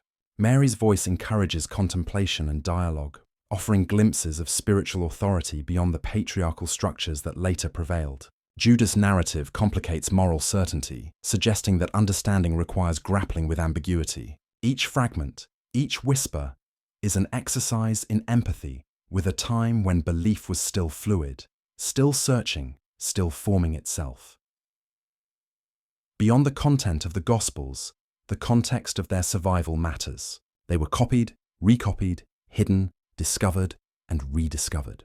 They traveled across lands, through monasteries and private collections, sometimes forbidden, sometimes cherished. Their preservation is a testament to human dedication to memory, to the belief that voices, even those marginalized or suppressed, deserve continuity. Each inked letter connects us to a world that is at once familiar and alien, a Christianity rooted in devotion yet experimental, communal yet intensely personal. There is a quietness to handling such texts, an awareness that these words are not merely historical artifacts, but living echoes. They invite the reader to listen differently, to consider that faith is not only about conformity or institutional acceptance, but about the questions we ask, the dialogues we hold, and the spaces we allow for contemplation. Here, among forgotten Gospels, doubt itself is a form of devotion, a willingness to wrestle with meaning, uncertainty, and the unknown. The diversity of belief in early Christianity also challenges assumptions about uniformity and authority. While official canonization provided structure, these Gospels reveal that communities practiced faith in varied ways. Some emphasized mystical insight, some communal ethics, others personal revelation. By preserving these texts, the Vatican holds a mirror to the past, showing that the Church's story is layered, that its formation was not inevitable, and that the voices we hear today were shaped by choices about which teachings to elevate and which to relegate to silence. There is, too, a reflective tension in reading these manuscripts. They are simultaneously familiar and estranged. They echo the core of Christian devotion, the desire to know God, to live in alignment with the sacred, yet they diverge from the scriptural path most widely followed. They remind us that faith is not monolithic. It is a dialogue across generations, a negotiation between memory and interpretation. In their words, we hear the questions that persist. What is authority? What is truth? How do communities define and preserve what matters most? The act of reading these Gospels gently transforms the reader. We begin to recognize the value of questions, the power of preservation, and the fragility of memory. These fragments are more than historical curiosity. They are reminders that human engagement with the divine has always been complex, contested, and layered. Each page is a meditation on belief, a reflection on what is included, what is excluded, and what remains to be discovered in the spaces between canonical texts. Ultimately, The forgotten Gospels are lessons in humility. They teach that certainty is rare, that diversity of thought is part of spiritual evolution, and that the human impulse to seek, question, and preserve knowledge is as sacred as the teachings themselves. In the quiet of the archives, amid shadows and silence, these texts endure as witnesses, not only to early Christians, but to the ongoing human endeavor to understand, to believe, and to remember. And so, we leave these pages not with complete understanding, but with reverence for what was nearly lost.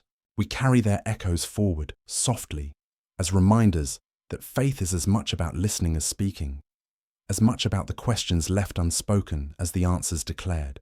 In these forgotten Gospels, the lost voices continue to whisper, inviting each of us to pause, to reflect, and to consider the vast, uncharted terrain of human devotion that has shaped the centuries. The silence between the lines may be the most profound message of all, a space where doubt, hope, and wonder meet, preserved in ink, waiting for those willing to hear. Chapter 24. The Eternal Silence of the Archives. At the heart of the Vatican, beyond the grandeur of St. Peter's Basilica and the bustle of the square, lies a silence that is profound and absolute. It is the silence of archives, long corridors lined with shelves, some stretching toward the shadows of vaulted ceilings, bearing manuscripts whose words have rarely been spoken aloud for centuries. Here, the air is cool, still, almost reverent, as if time itself has chosen to slow.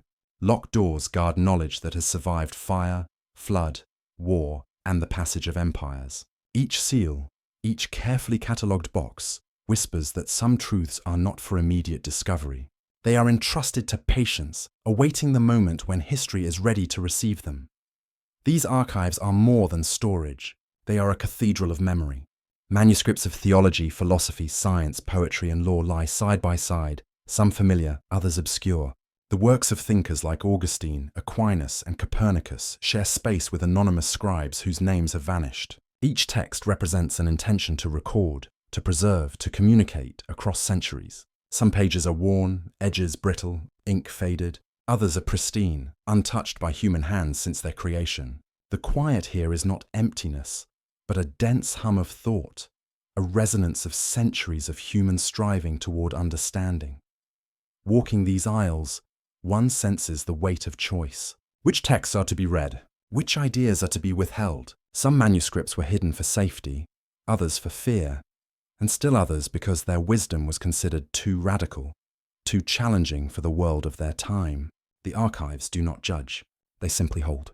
They are impartial keepers of memory, allowing history to speak when it is ready. In that restraint lies a lesson about knowledge itself, that it is not only about possession, but about timing, context, and discernment. Among the shelves are fragments of forgotten civilizations, letters from scholars whose lives remain largely unknown, and documents detailing events that reshaped Europe and the broader world. There are codices in Latin, Greek, Hebrew, and Arabic, each page a bridge to the intellect of a distant era. Some recount legal disputes, others theological arguments that once divided communities. Some are the journals of explorers tracing the edges of continents, while others are sketches of the heavens, attempting to map the cosmos long before telescopes could confirm the patterns.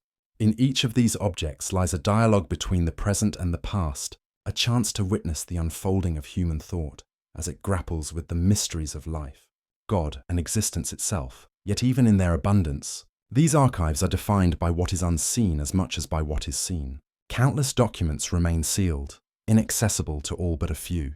The reasons vary: security, preservation, theological caution, or the mere fact that the world may not yet be ready for their insights. Some knowledge, it seems, must wait. There is a kind of humility in this waiting, an acknowledgement that humanity cannot absorb all wisdom at once. Archives in their silence remind us that patience is part of understanding, that time itself is a curator, sorting and filtering what is revealed and what remains concealed. In this quiet, one is also aware of the physicality of memory. Manuscripts are fragile, bound in leather, parchment, and paper that respond to humidity, temperature, and touch. They bear the traces of those who wrote and copied them: ink smudges, corrections, marginal notes, and the faint indentations of quills. These marks are more than accidents. They are evidence of a human presence, of thought in motion. The act of writing is itself a ritual of preservation, a way of stretching moments across centuries, allowing minds separated by generations to meet. In this, the archives are not merely storage, but a living conversation, one that depends on care, reverence, and fidelity. Silence in the archives is not merely absence of sound, it is a form of listening. It allows the scholar to hear the faintest whispers of human curiosity, the subtle pulse of questions asked and left unanswered. It invites reflection on the nature of knowledge, how much is revealed immediately, and how much must be discovered slowly, patiently, in its own time. The archives, in their stillness, hold an implicit promise that ideas are durable, that even when forgotten, they endure, awaiting rediscovery. In a way, they function like dreams, containing fragments of thought, emotion, and insight that may only fully reveal themselves when the moment is right. Some of the manuscripts are mirrors of possibility, showing what might have been or what could be reconsidered. The presence of forgotten voices, dissenting theologians, uncanonized gospels, or rejected scientific ideas reminds us that history is a tapestry woven from both accepted and marginalized threads. Reading these texts softly, one becomes aware of the multiple paths human thought has taken, of the debates that once raged, and of the choices that directed the course of belief and knowledge. The silence of the archives is thus also the silence of judgment. It is a reminder that understanding comes not from haste, but from contemplation and care. The archives are also a space of paradox. They are immensely private, yet universally significant. They are materially bound, pages, ink, shelves, yet their influence stretches across continents, through generations, shaping ideas far beyond the walls in which they reside. They are static, yet dynamic in their potential, awaiting those who are willing to engage, to read, and to listen. In their stillness, they speak to the human desire to know, to preserve, and to connect with that which transcends the present moment. As one moves among the shelves, it becomes clear that the Vatican's archives are not only about human intellect, but also about trust. Trust that what is preserved will be respected, that the fragility of these records will not lead to their destruction, and that the lessons contained within will endure.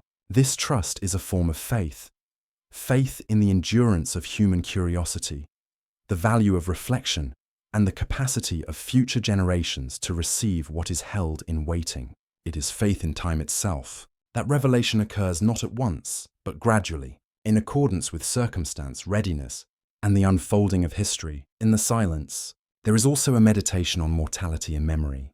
The lives of those who created these works have long passed, yet their thoughts remain. Their hands, now dust, once pressed ink to parchment with care and intent. Their questions and insights, once urgent and immediate, have become echoes in the quiet. And yet, in these echoes, there is vitality, a way for the human mind to reach across centuries. Each manuscript, each sealed document, each fragile page becomes a bridge, a testament to the persistence of curiosity and devotion in the face of time's inevitable erosion. Finally, the archives teach us that not all knowledge is meant to be consumed at once, and not all questions demand immediate answers. Some are seeds, planted in the soil of patience, awaiting the right conditions to grow. Some truths are too complex, too layered, or too delicate to be rushed. And some, perhaps, are meant to remain mysteries, their value lying not in immediate comprehension, but in the invitation to wonder. In this way, the silence of the Vatican archives is not emptiness, but fullness, a fullness that holds the weight of centuries, the depth of human thought, and the quiet hum of memory. And so, as we leave these chambers, we carry with us a reflection on the nature of preservation, of history, and of faith. The manuscripts wait, as dreams do, holding fragments that are both temporal and eternal. The archives remind us that knowledge, like devotion, requires care, attention, and patience. In their silence, they offer an enduring lesson, that the past is never truly gone, that memory endures, and that some truths are discovered only when the world is ready to hear them. In the quiet between shelves, between pages and between centuries, we are reminded that human thought, preserved with care, continues to speak. And perhaps, in the eternal silence of the archives, the most profound lesson is this, that the act of listening, patiently and attentively, may be as sacred as the knowledge itself. Chapter 25. Closing Reflections, the City of Stillness. We end as we began, in quiet.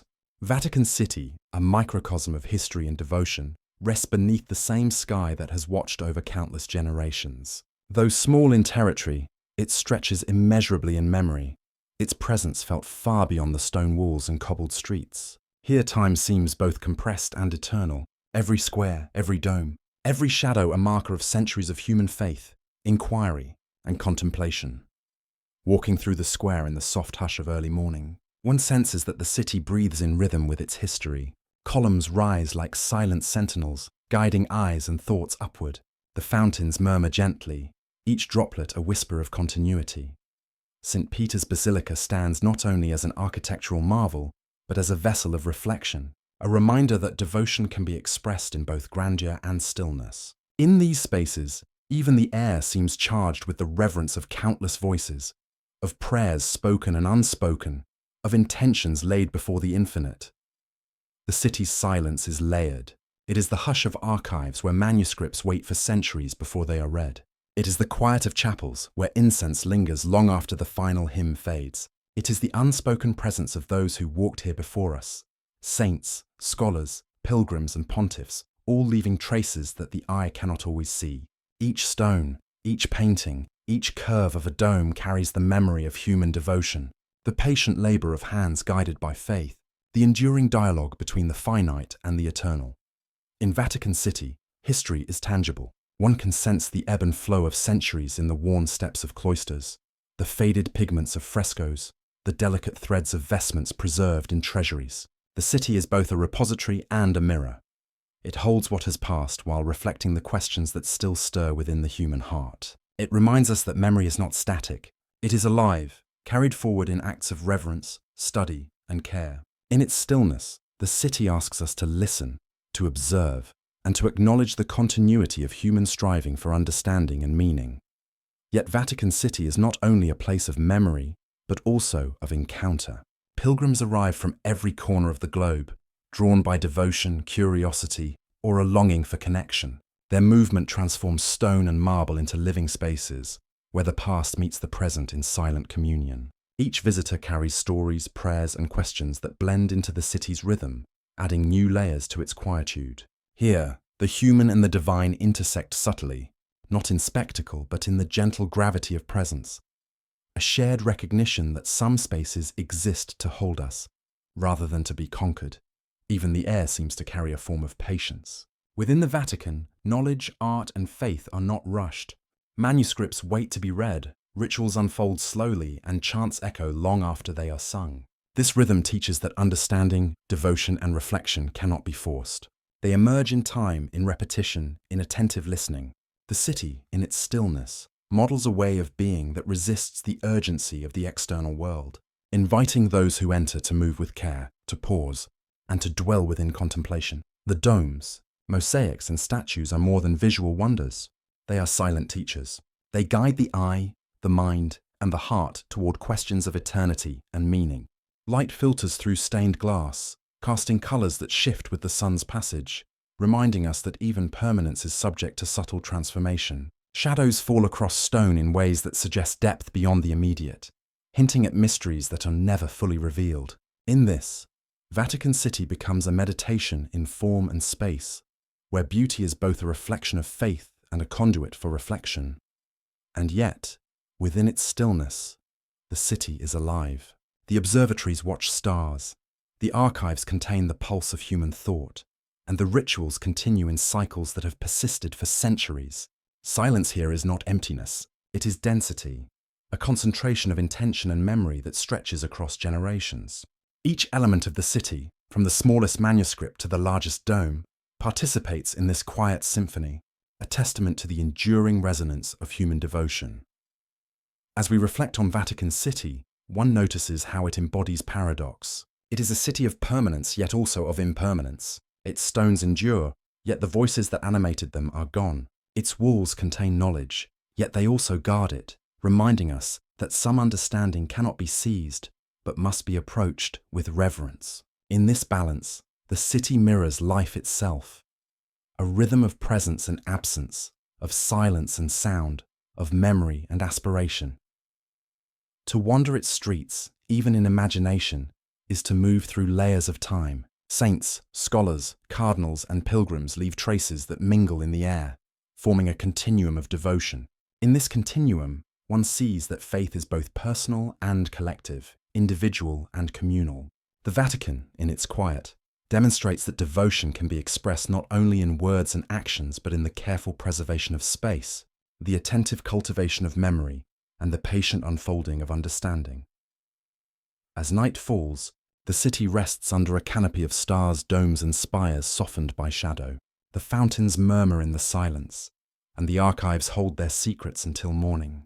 There is a stillness here that transcends sleep, one that continues even as the world moves beyond its walls. It is a reminder that some places are meant to endure as witnesses, as keepers of time, and as spaces where reflection can flourish unhurried.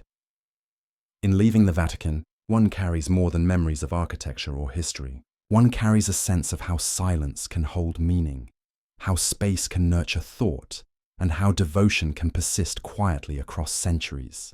The city becomes a mirror, not only of human faith, but also of human patience, curiosity, and reverence. It is a place where time is felt in layers, where the past converses with the present, and where contemplation is as vital as action. And as you drift toward rest, perhaps the most lasting impression is that of enduring calm. The Vatican is more than a city. It is a state of stillness, a witness to centuries of devotion and inquiry, a place where memory and faith converge. In its quiet, it reminds us that even in a world of noise, silence can hold power. Even in human impermanence, some spaces endure, and even as our own thoughts wander, the city waits, eternal, patient, and steadfast, a city of stillness beneath the night sky.